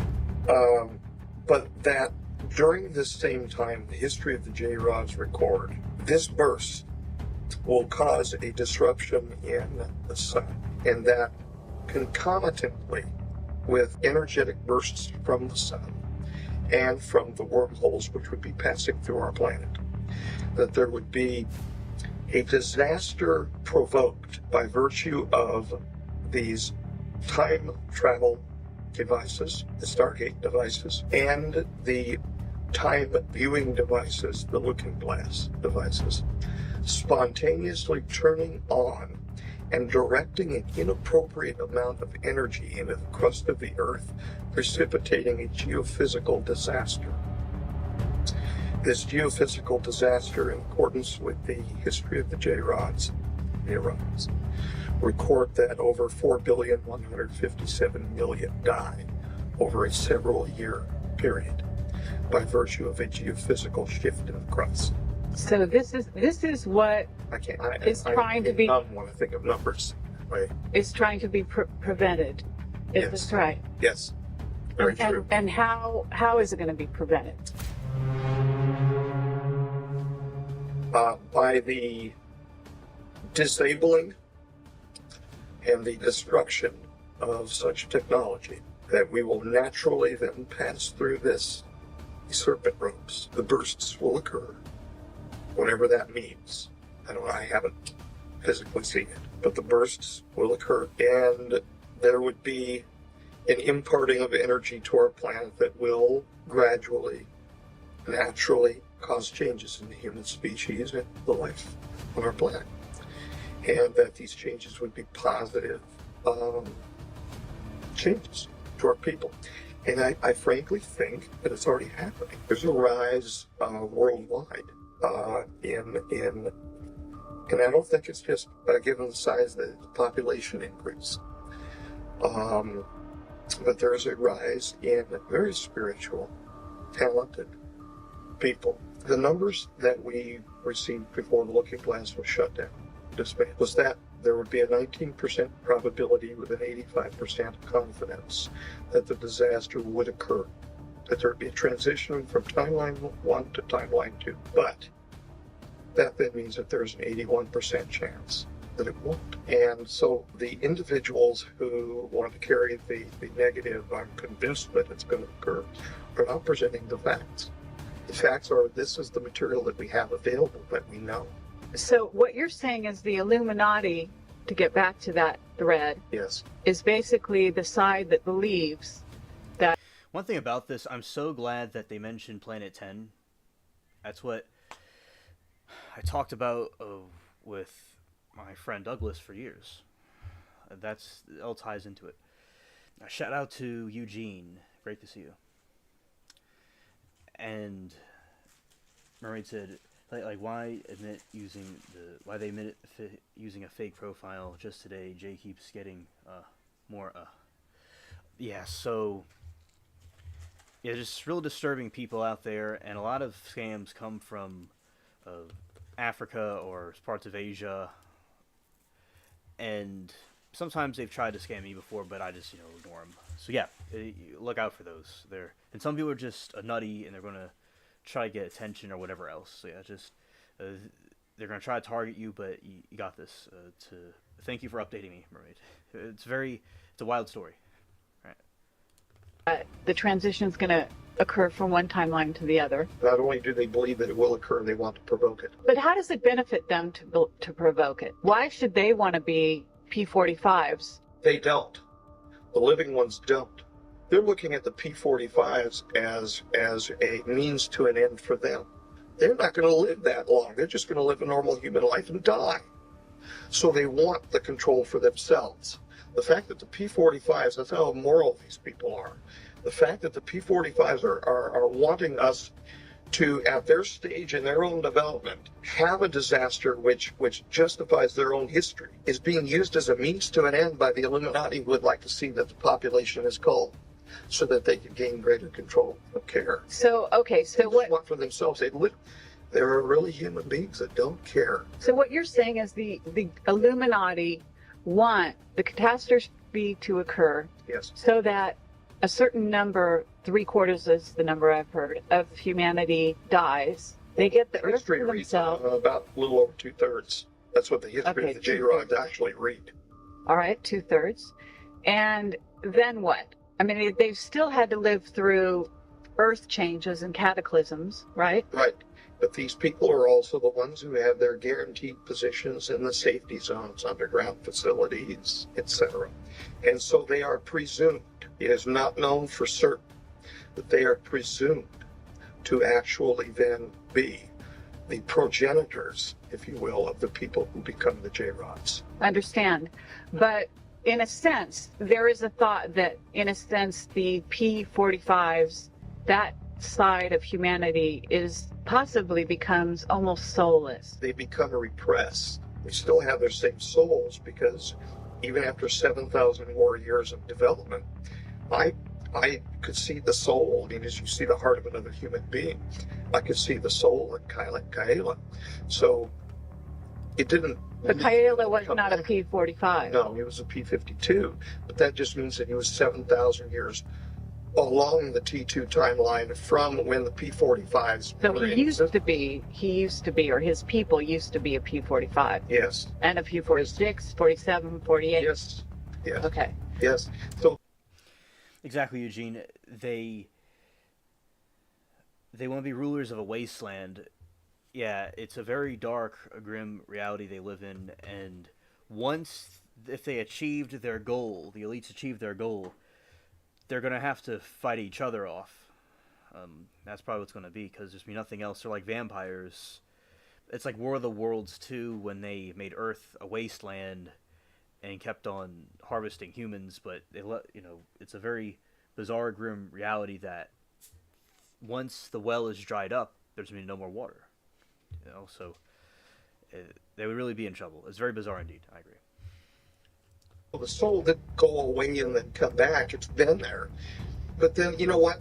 Look, you can say that some people are soulless. The Nazis. How much soul did they have when they threw my grandpa onto a car? How much soul did they have? We know if they had a human soul. As black as apparently what it was, or it's covered over in their demented brains. But I still pray for them that they've made whole with God. But they still have their souls, even though it was repressed. So, like manner, the P45s have a soul. Okay. Well then, you've talked about the P52 Orions and the P52 J-Rods. Am I right? Okay. Yeah, definitely they had, which we've talked about, a black aura, basically a dark energy, and they suppress their soul and they just become like a void. Yeah, that's what those people like the elites, Nazis, etc. are like. And I like the attitude he has about it, and he explained that part very well. Okay, what causes the split? Because the Orions, I'm thinking, are the blonde Nordics. They're the ones that prefer to stay out of the safety zones. Why is Majestic in a place to know that this actually happens or doesn't happen? In other words, you've got the looking glass technology that they use and you use, and this is an original technology which was derived from ancient cylinder seals by people from our future who provided it to us, meaning the Rhodes, the P45s. Okay, the people from our negative. That's right. We wouldn't have this lovely technology if it wasn't planted in our past for us to use now.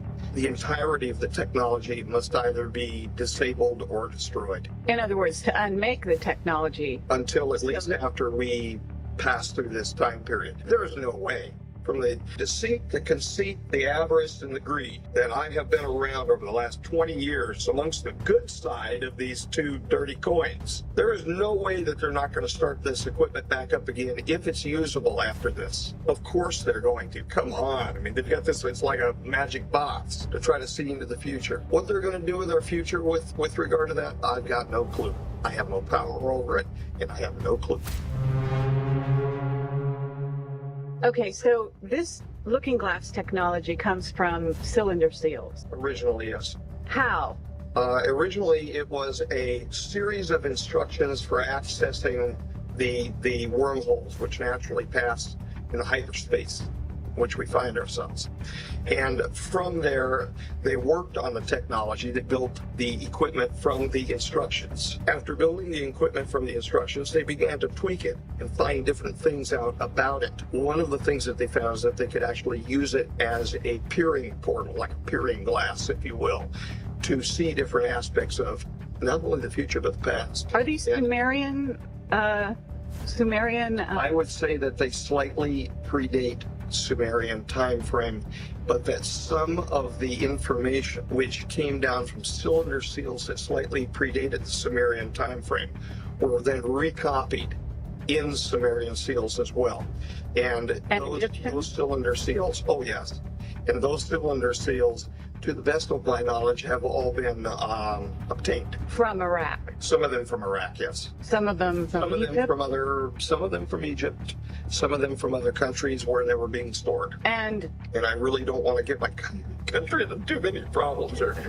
And you got go ahead for a second. It's. I want to reiterate, the rogue P-45s jumped back, seeded this technology because that's what they wanted to do, was to seed the land to help facilitate the catastrophe.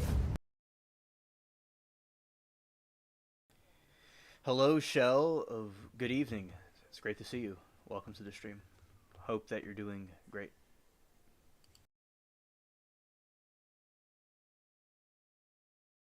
Because by placing this technology available, they knew that it would be utilized, and as long as we as people, they wanted to go back and seed the technology because they felt that as people we would be unable to break ourselves away from using that technology. Okay, the first question, Dan, they want to know is, where did you work in the mid-90s, and how did you come to be employed there? Several locations in the mid-90s. I had some cover positions here in Las Vegas, which made me look like a good old-fashioned Joe. In fact, I had had some police experience at the late 80s. You're probably centering your question around work for the government. In 1986, I was approached while working as an undergraduate student in Dr. Bert-Bell Barbero's office in his parasitology laboratory, to be exact. I was looking through a scope at the time. Three gentlemen walked into the laboratory, closed the door behind them. There was 2 uniforms and a suit that were present. Both of the uniforms I would make as most probably being United States Navy. My memory of that one event's kind of hazy after seeing all of the suits and uniforms and whatnot. We spoke for a while. They asked me if I was interested in seeing the world and the like. I told them I in fact was. We went through several interview processes, not unlike this, and reviewed my background. I went through several background investigations. Finally, starting up 90-91 time frame. Yes, and for those tuning in, we are watching Dan Burish, who is not an agent, but a doctor who worked at a secret facility and met Gray Alien and did work with him. This is part of an interview we saw yesterday, so for those that weren't here, this is a part from yesterday that was replayed in this separate interview. All right, continuing.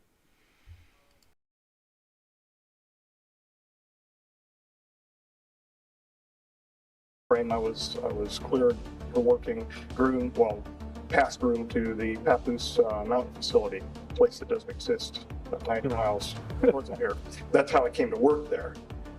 My original assignment was at the Groom Lake facility to microbiology, correct.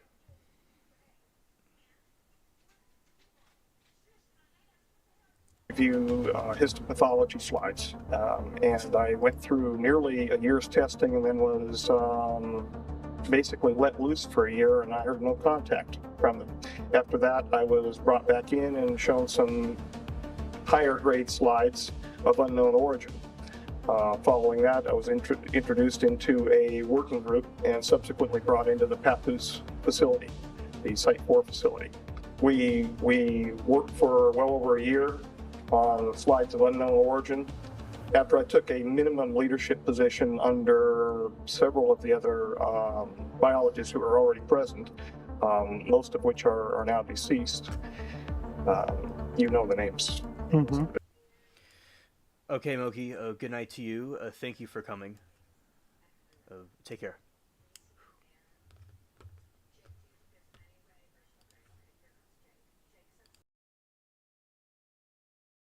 Individuals. So what we did is introduce the new members, myself amongst them, into the Cliosphere area, and we were eventually shown the subject for which we were examining the slides. The slides were unusual in that they were pressurized cells, and they were reviewed by us on a conveyor with a completely automatic microscope. We weren't touching anything. We give verbal commands. At the second instance, we were finally allowed to have a VRML, like keyboard, for examining the slides, and I digress, but then working with the JROD itself. Now, was this under this Project Aquarius? Yes, it's initially I was assigned as a working member of Project Aquarius. Then finally I was made an assistant working group leader. And then mysteriously, after one meeting with the JROD, I was asked to take the working group leader position. I didn't find out why I was asked to take the working group leader position until, well, within this last year. I never understood it because Stephen was older than I. He was my senior not only in ability, but in age. And I would have never figured being advanced above an individual like that in ranking within a working group. And in fact, I never considered myself above him. We worked together. The Q94 document that you have in your possession was co-authored.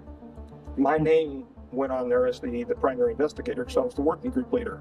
But in fact, he and I were both involved in the authoring of that document. Okay. Now, could you explain briefly what you were briefed on who and or what JROD was? Initially, I was briefed that JROD was an alien, specifically from the reticulum system to reticulum 4. Okay. I had no idea the truth. Yes, from 2 reticulum 4 now, but I had no idea the truth of how they came to be. As I said to you before, I have never met an alien, but I have met an extraterrestrial. Mm-hmm. I found out subsequent to interactions with the JROD. And again, they have personal names. The term JROD simply means 15, which was a basing name for where they're located, the number of light years from our location. So they took those names and they identified through the Sigma protocols, the linguistic protocols, with a rod symbol, which was an inertia symbol, and the letter J. And in fact, that was a combination of Mayan and Egyptian numerology having to do with a rod and a J, meaning 10 and 5 for 15. Okay. Now, 15 light years away, is that the police 876? 76 Charlie, from what I've been told. Mm-hmm. Okay. Now, he did not specifically tell me that was the location, but the number 15 was mentioned. Well, how did... Call it, apparently, police 876, whatever. How did JROD get here? I mean, how did he, 15 light years away, that's... He crashed at 63, from what I understand. Oh, is that right? Outside of Kingman. Okay. Kingman, Arizona. Right. There was a problem involving his physiology and his biophysiological communication with the craft. Mm-hmm. Went wrong, and of course he's ill, as we know, with the MGUS, the paraprotein associated problems, and they crashed. And how was he transported immediately from that crash site to the S4 facility and housed? That I don't know. Okay. That I don't know. You don't know how he came to be at the facility in the first place? I believe he and associates were transferred separately. Mm-hmm. He to the originally to the Groom Lake facility. Okay. And an associate to, I believe, Los Alamos. Los Alamos. Now, you interacted with J-Rod. Was there a general procedure for this interaction? Well, there was not a general Protocol? procedure. There was a very specific procedure. Very specific, okay? After we would be brought in with our helper biologists, there was controlling helper biologists, those in the gallery, and then the introduction specialist, which was myself on a number of occasions.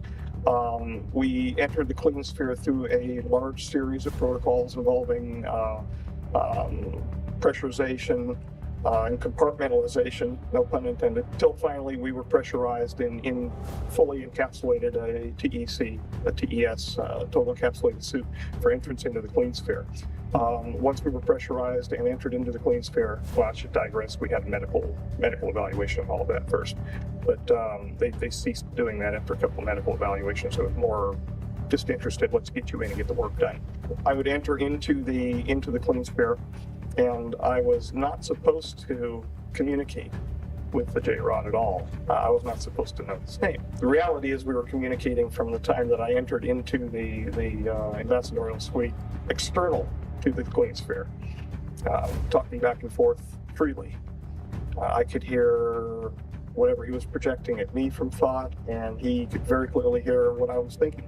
I say hear, meaning perceive. I was supposed to stand over by a hologram projection system, which was run as like a teleprompter system, over to my right, that would be run inside of the clean sphere glass. Right, so now he is claiming that the extraterrestrials are time travelers from thousands of years from now. He claims that he worked on a secret base, and he's a microbiologist talking about his experience with them. Now, I also think they could be fallen angels too, but yeah, and he goes into a lot of detail about a portal of, like portals and stargates and time travel he mentions too. As I said, people don't have to believe this, but it's extremely interesting. It would make a delight. We were talking yesterday that this would make a very good movie if it was made into a movie of this guy's story. Eugene says, I'm worried about the innocent aliens being held in captivity and being experimented on. Yeah, and if that really is happening, I think that I'd be worried about them too. Absolutely. Okay, thank you, Delight, for your take on it. Understood. Thank you. And anybody can feel free to say their opinion about what they about this. It's all good. My hand up and mimic certain signs, and it became a joke.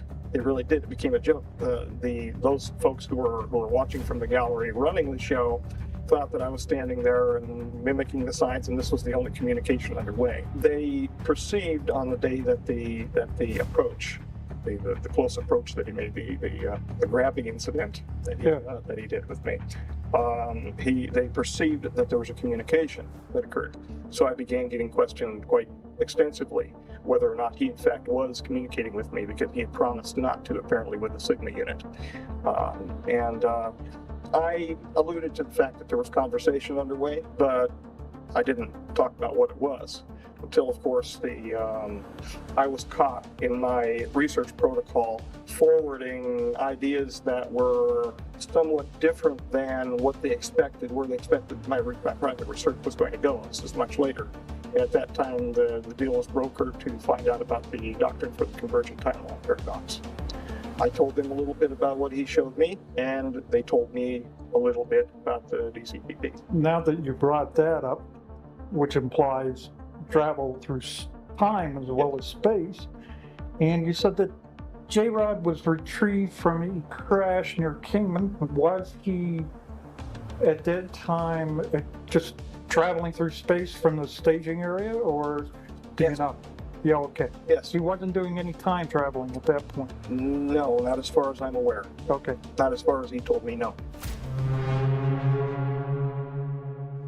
Can you describe J-Rod to us, what he looked like and how he behaved? Yes. Well, it's approximate. All right, this is one video that right here, that's not really the video. That is I'll show you something in a moment, Delight. There's a couple of things of alleged sightings. Be with you in a moment. 3.5 feet tall. He had a dark brown appearance, very ruddy appearance to his skin. He was in a highly pressurized plane sphere. He exuded glycoprotein-like material through pores on his skin, which was associated with the neuritis, the neuropathy that we were dealing. Did this have an odor to it? I don't know. Okay. I don't know. I couldn't perceive any odors whatsoever. I was inside one. I would imagine. But I have no data set to say what it would smell like. In fact, there was nothing I read that indicated whether or not there was an odor. Why?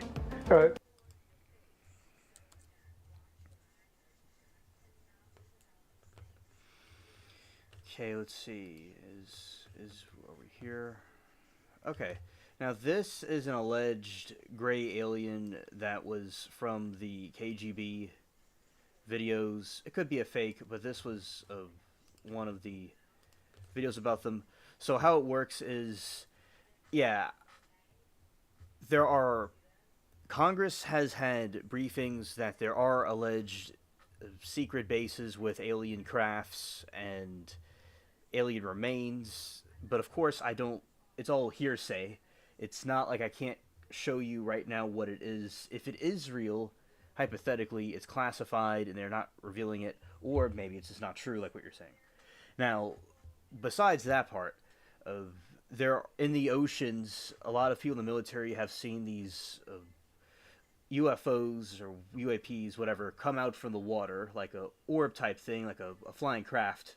It's like a ball, and it flies out the water and goes into the sky, which people don't know what that is exactly, because it's not like our technology that can do that, and it's not the same thing with a creature or something. So is it some sort of technology from someone else or a secret experiment, or could it be something else from space that came down there? It could be speculated what it is, but that is the example of something that is an object we can't explain. There are many orbs that are seen in the sky that are on video, and they kind of blink, go on and off, and there's drones that were swarming the country, and some videos of drones with around UFOs, orbs rather. And you have this right here, which I'm about to play, is an alleged gray alien being captured on video by the KGB. All right, let's see.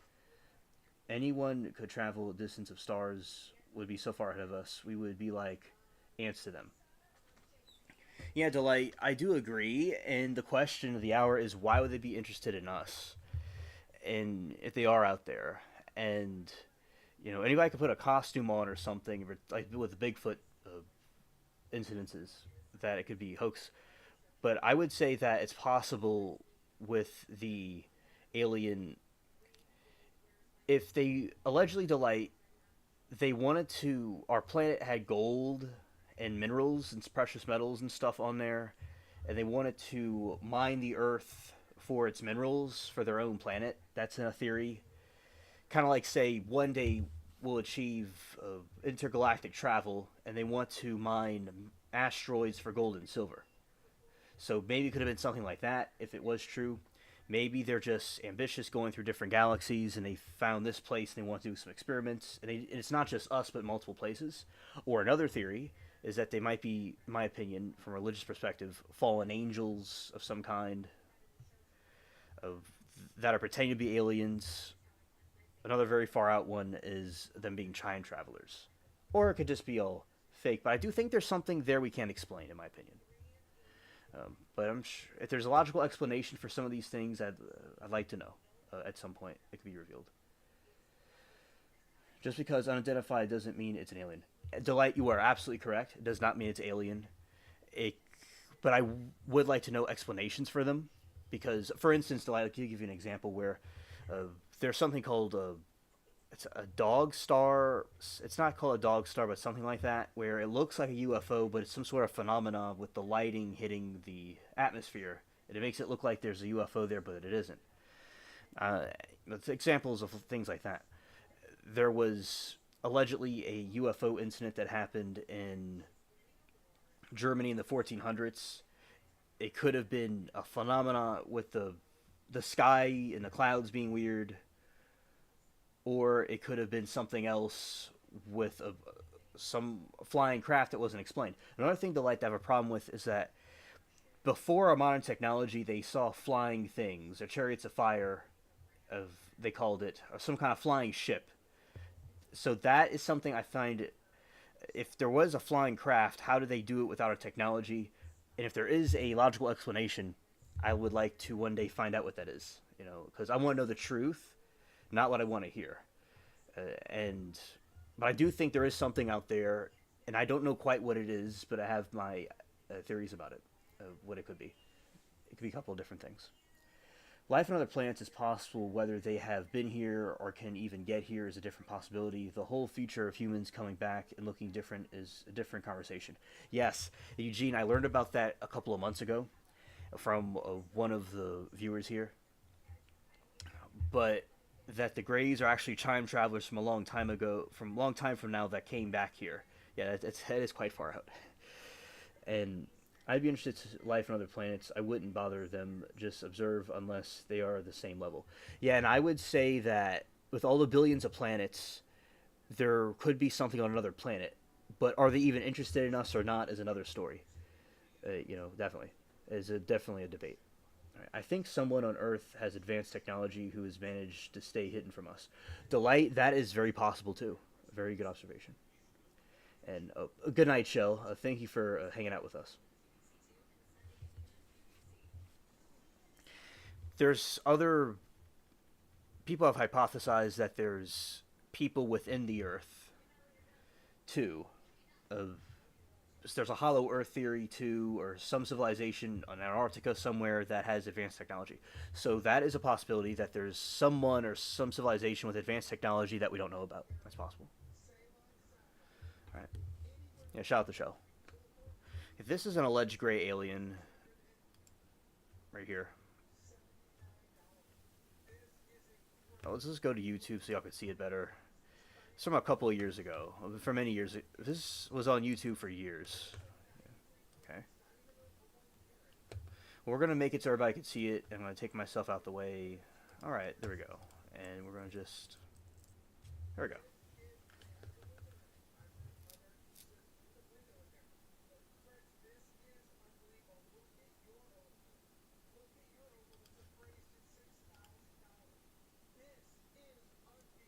You see it blinks, and its facial features all move.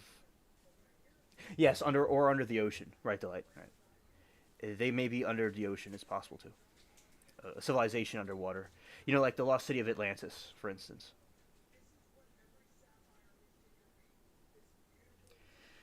No seas in Antarctica.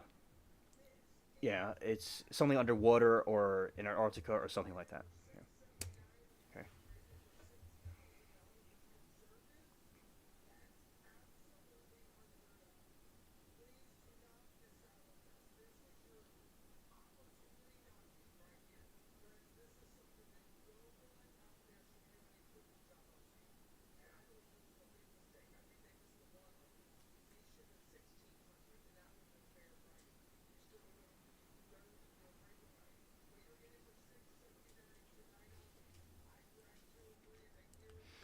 All right, and that is, this thing. It moves around, and it blinks.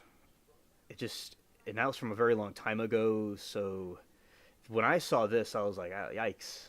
And it has long hands, and this is a gray alien, allegedly, or someone. I just don't know how they. It's blinking too. It's this was from the KGB footage, and by the way, I have a little bit of a completion of things here. Let's go. Oh, there's Steen. Okay, let's go there. Okay, and going back to that window. All right. I made a video a while back about this. Let's see. I'll go play it. Sightings. No, that's not it. It's five. It's five alien sightings.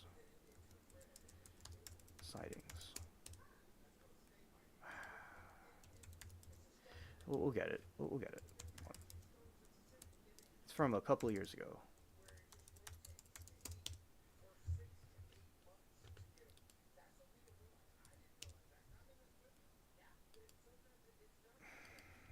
Five. Well, that's nice. Pressing all the wrong buttons. That's nice. 5 alien sightings.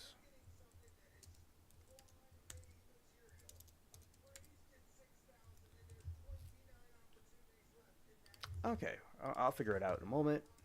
I'm wondering. You've asked it before. That's why I'm wondering. Well, yeah, I've heard about this secretion coming through the pores of the skin before, and there have been those who've had encounters who say they could smell an odor Okay. from the skin. All right. You were describing 3.5 feet, large head in comparison to torso. All right, this is a video I made a couple years ago. It's a completion of some alien footage, and y'all can to review. These are examples of some sightings that have happened on Earth. And look, some of them are fake. Some of them could be some other technology or whatever. But here it goes. Let's go here. In this video, we are going to cover alien sightings. Now, we already did the Skinny Bob one, so we'll move over to this one. Number 2, Chinese night sky.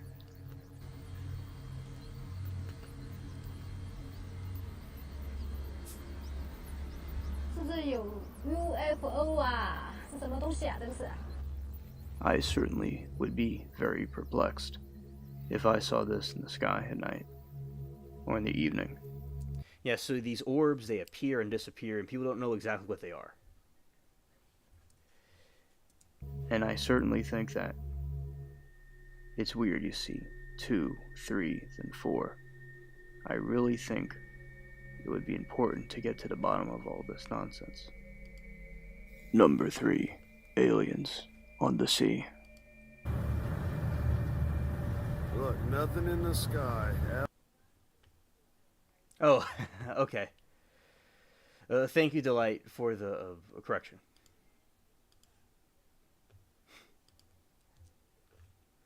Alright. At all. Then all of a sudden, bam! What is that? Anybody tell me what that is? We're in the middle of the ocean. On a ferry. Nothing around. Look. Nothing around. No land, no nothing. People just trying to enjoy a sunset on the ocean while on a ferry, and they see dozens of these freaky things just floating in the sky, just staring at them. And I know from studying about aliens from when I was young that they like secluded areas, like country areas or the ocean. Yeah, because like people are on this ferry randomly and they see these things floating around the sky, and we don't know exactly what they were. Okay, and next one. Let's see, this is an alien in India somewhere, a UFO that was allegedly seen, and all these people were taking videos of it.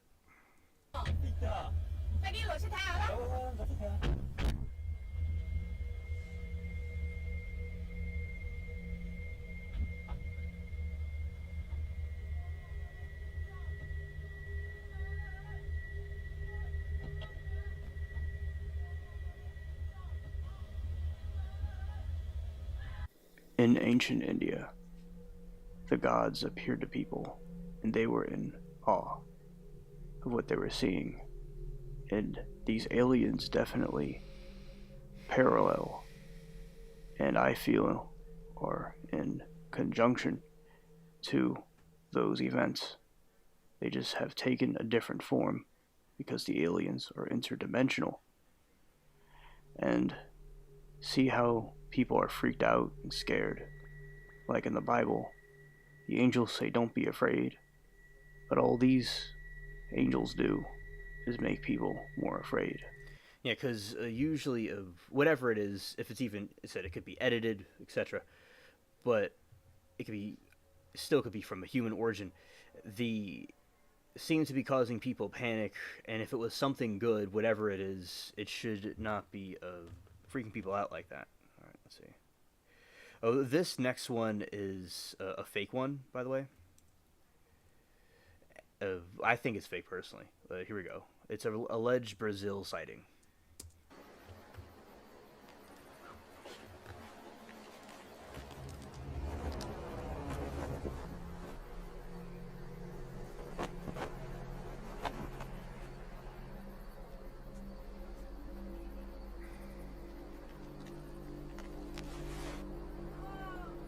In my opinion, I personally feel this is CGI. I just feel the way the ships look flying around and the not so enthusiastic reaction that this could be a fake. But I will replay this one more time and you tell me what you think in the comments.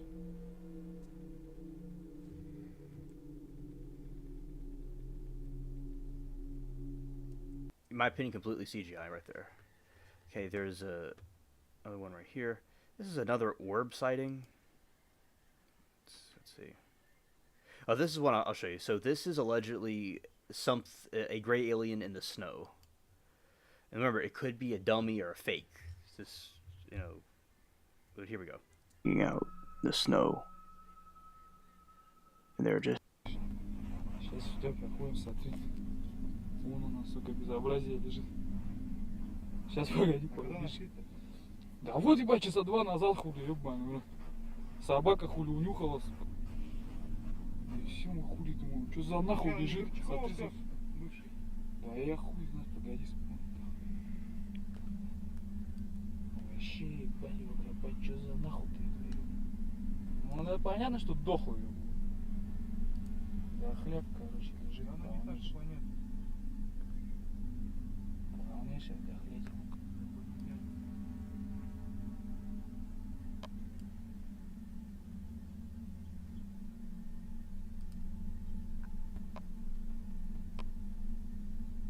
Ноги хули нету, ебаный, лежит, наверное. Вообще как это ебать тень. Непонятная. Лежит, наверное, тут.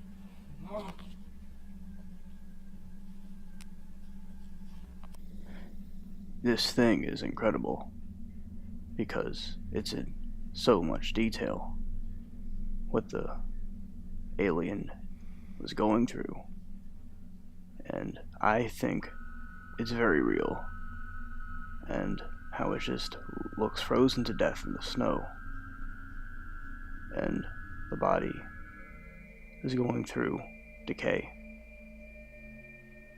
and rigor mortis.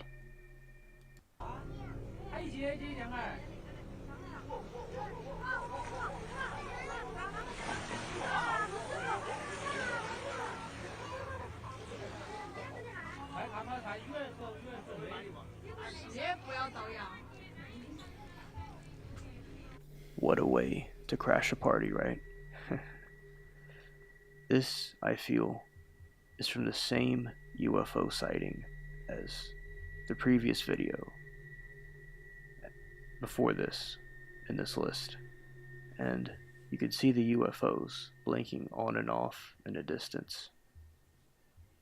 And I think it's quite enchanting in a terrifying way that this is happening and the people are so freaked out and creeped out by these things. And you'll see some more in this list like that. And I cannot understand what they're saying. If you do, put what they're saying in the comments below. But all I can understand is you have change aura and just moving. This thing was really weird. This was oh wait, Gene says, I remember Lake County incident thing way back. the day and being freaked out, but I believe it was fake, still creepy home footage type stuff. Oh, okay. Thank you for sharing that. I think it was. It's most likely could have been a fake, but it's still scary when something like that happens. And people could be very talented at making videos of. Even if they're doing a prank video, it still can convey a scary message across the abyssal sky, and just look at the reaction these people have. 哇塞！我天，我天，这么漂亮，这什么东西啊？不会吧？我操，这什么呀？爸爸，爸爸，我爱你们！我去啊！我天！ And they are just terrified and stargazed at this crazy thing. I mean, the fear is genuine, and these people don't know what this is or what's going on, it seems. And I just really think that I certainly would be very uncomfortable if I saw that moving around the sky. Number 10, Chinese Aura Part 2. And that's not how you spell Chinese, everybody, by the way.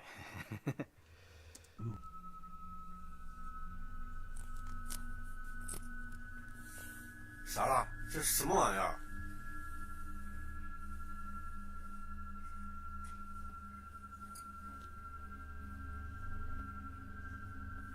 少块钱再上来。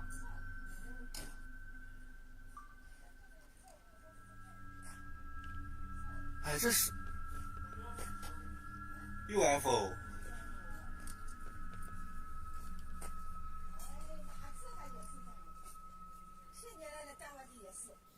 And they are very perplexed and confused about what this is exactly. And what I can understand, like with the other video in this list, is they know it's a UFO. And this must be the same incident that we saw before. But wait, there is more. 它好像就是那种火箭推向器。 火箭推向器，然后脱落了以后就是这种东西。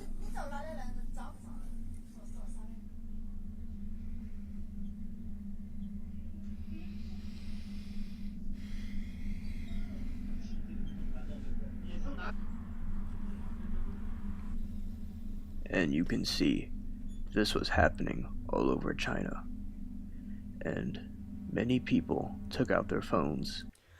That's a good example, Eugene, about the Challenger. Yes. I wasn't around when it exploded, but I saw reruns about it. Yeah. It does look like that. And filmed this strange phenomenon of UFOs.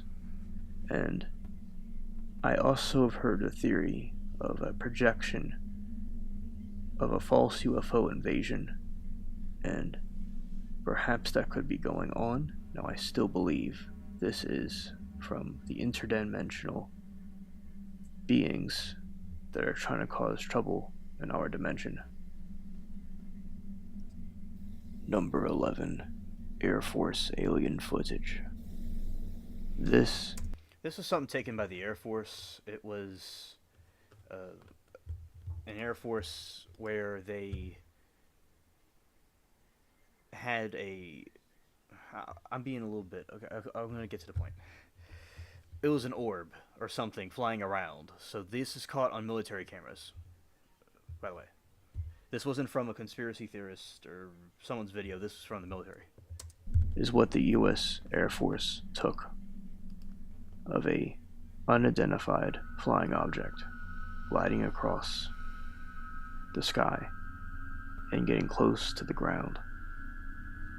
And notice how it just goes up and down in erratic motion, and it just keeps on gliding around, and they don't really know what it is.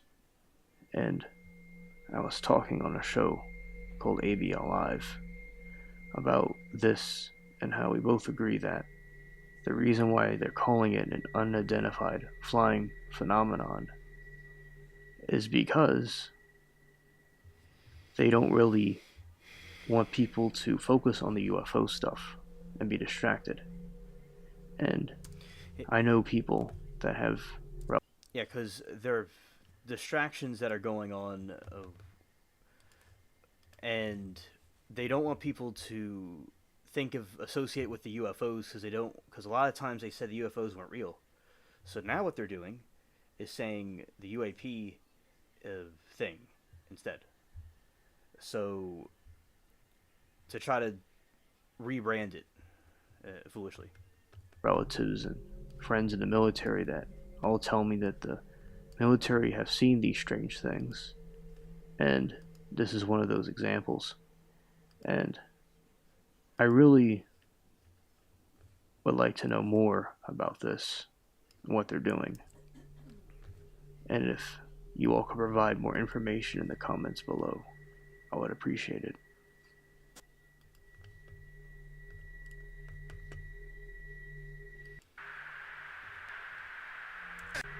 That's not our LNS though, is it? It's not. That is LNS, dude.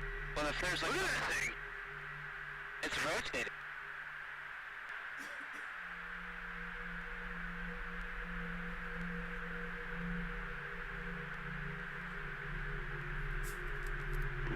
Nickel 6-1 tank, Roger. Oh, go ahead! Woohoo! Roger, there's troubleshooting as soon as I get... Did you box moving target? 602. No, I took an auto track. Oh, okay.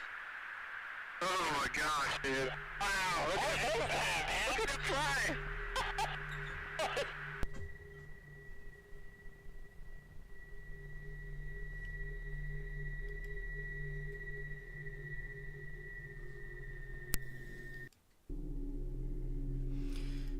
This one's from the Mexican Air Force.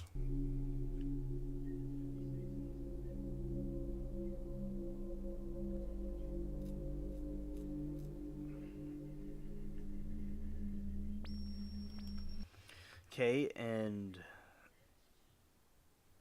videos about 3 years ago.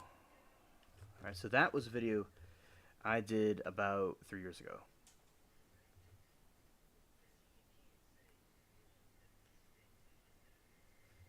Right.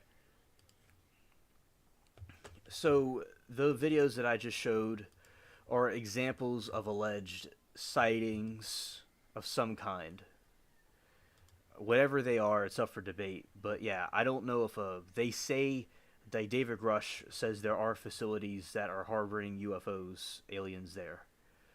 But, you know, I don't have a place to show you on top of my head, but these are alleged sightings from military and civilian sources. And there's also historical sources of these things too, so I don't know what they are or what it is, but that is my position, my argument for there being aliens out there, or at least something, or a civilization of people that are really advanced that we don't know about, or something else that's going on that we can't explain. Alright, and let's go here. Torso. So the ratio of cranial to the torso area would be larger than what we would call a modern human being. Large, bulbous black eyes. The whites of the eyes had been selected out, so it looked like large people, basically. When you look into his eyes, you feel like you're going to fall into his eyes forever. And I think that probably had something to do with the telepathic nature of his mental structure. Large arms, large length, 4 very thin, sinuous fingers, nails, not as long as presented in some of the images that you've showed me in the past. What's done by Tom Mack, was it? Bill Uhas. Oh, that's it, the puppet master. He was hunched over most of the time, could not support himself fully, given muscular atrophy. And that had to do with the the peripheral neuropathy in which he was suffering. So he would grunt and move toward me almost in a flopping fashion. Feet were large in comparison to what we would say our feet would be. How many toes? Unclothed, 4. 4. Yeah, he was unclothed, which bothered him. He wanted to wear clothing and was refused, and in every turn called himself captive, and justifiably so. His feet were unusual in that his plantar area had a very large knob underneath what we would call our heel. His facial features were grotesque in comparison to what he showed me what normal would be. He was normal of his type. Yes. Yes. He was bilaterally symmetrical to the extent that the disease process was not changing his facial figures. Nose was recessed. Not a nose like we have, but basically two orifices. An extremely small mouth, a hard palate, no teeth. His musculature, again, it was suffering from the problem at the myoneural junction due to the neuropathy. Do you have any idea what his chronological age was? 622. 622 years. Okay. What is the normal life? That I don't know. Okay. That I don't know. That number 622 is now used as an important number within the community. Okay. A reference, a request from 622 or a report from 622 could be from anybody.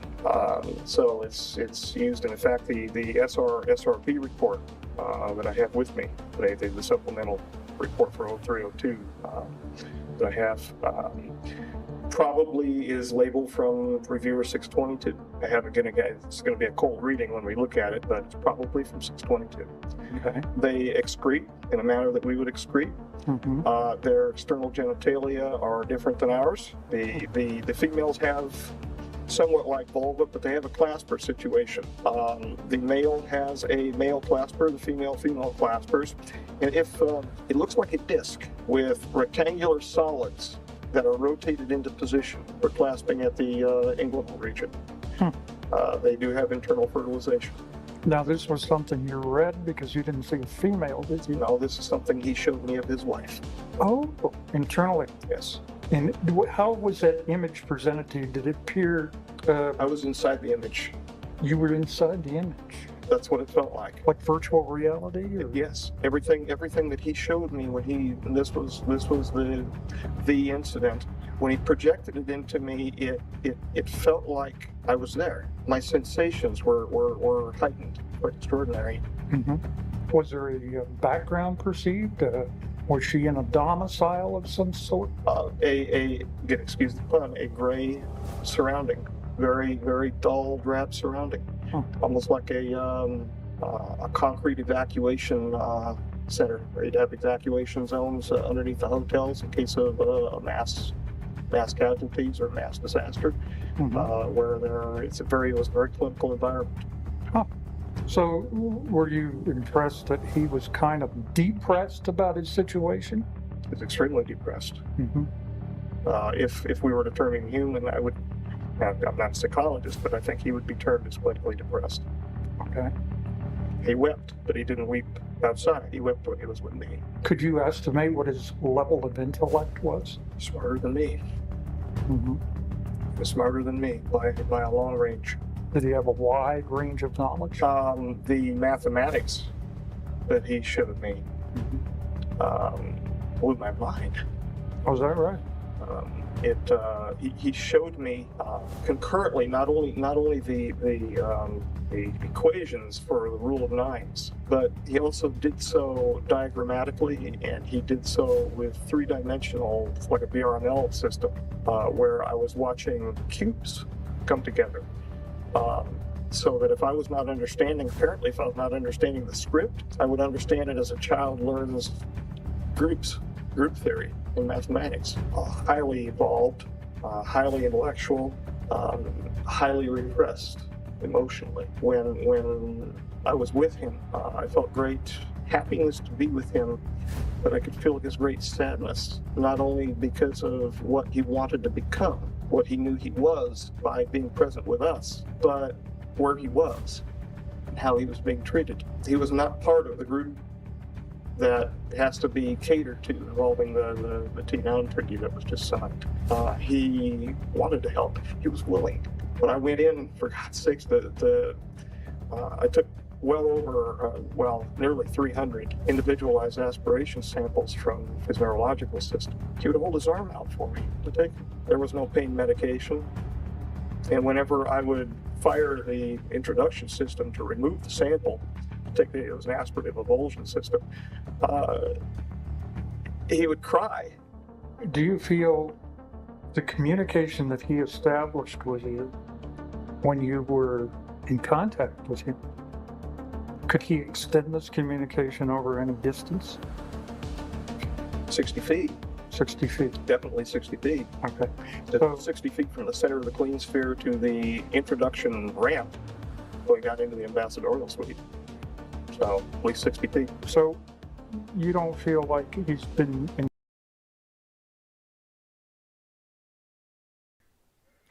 Okay, and that interview is over with. Okay, so at this point in time, we have completed the stream for the night. Thank you all for hanging out with us.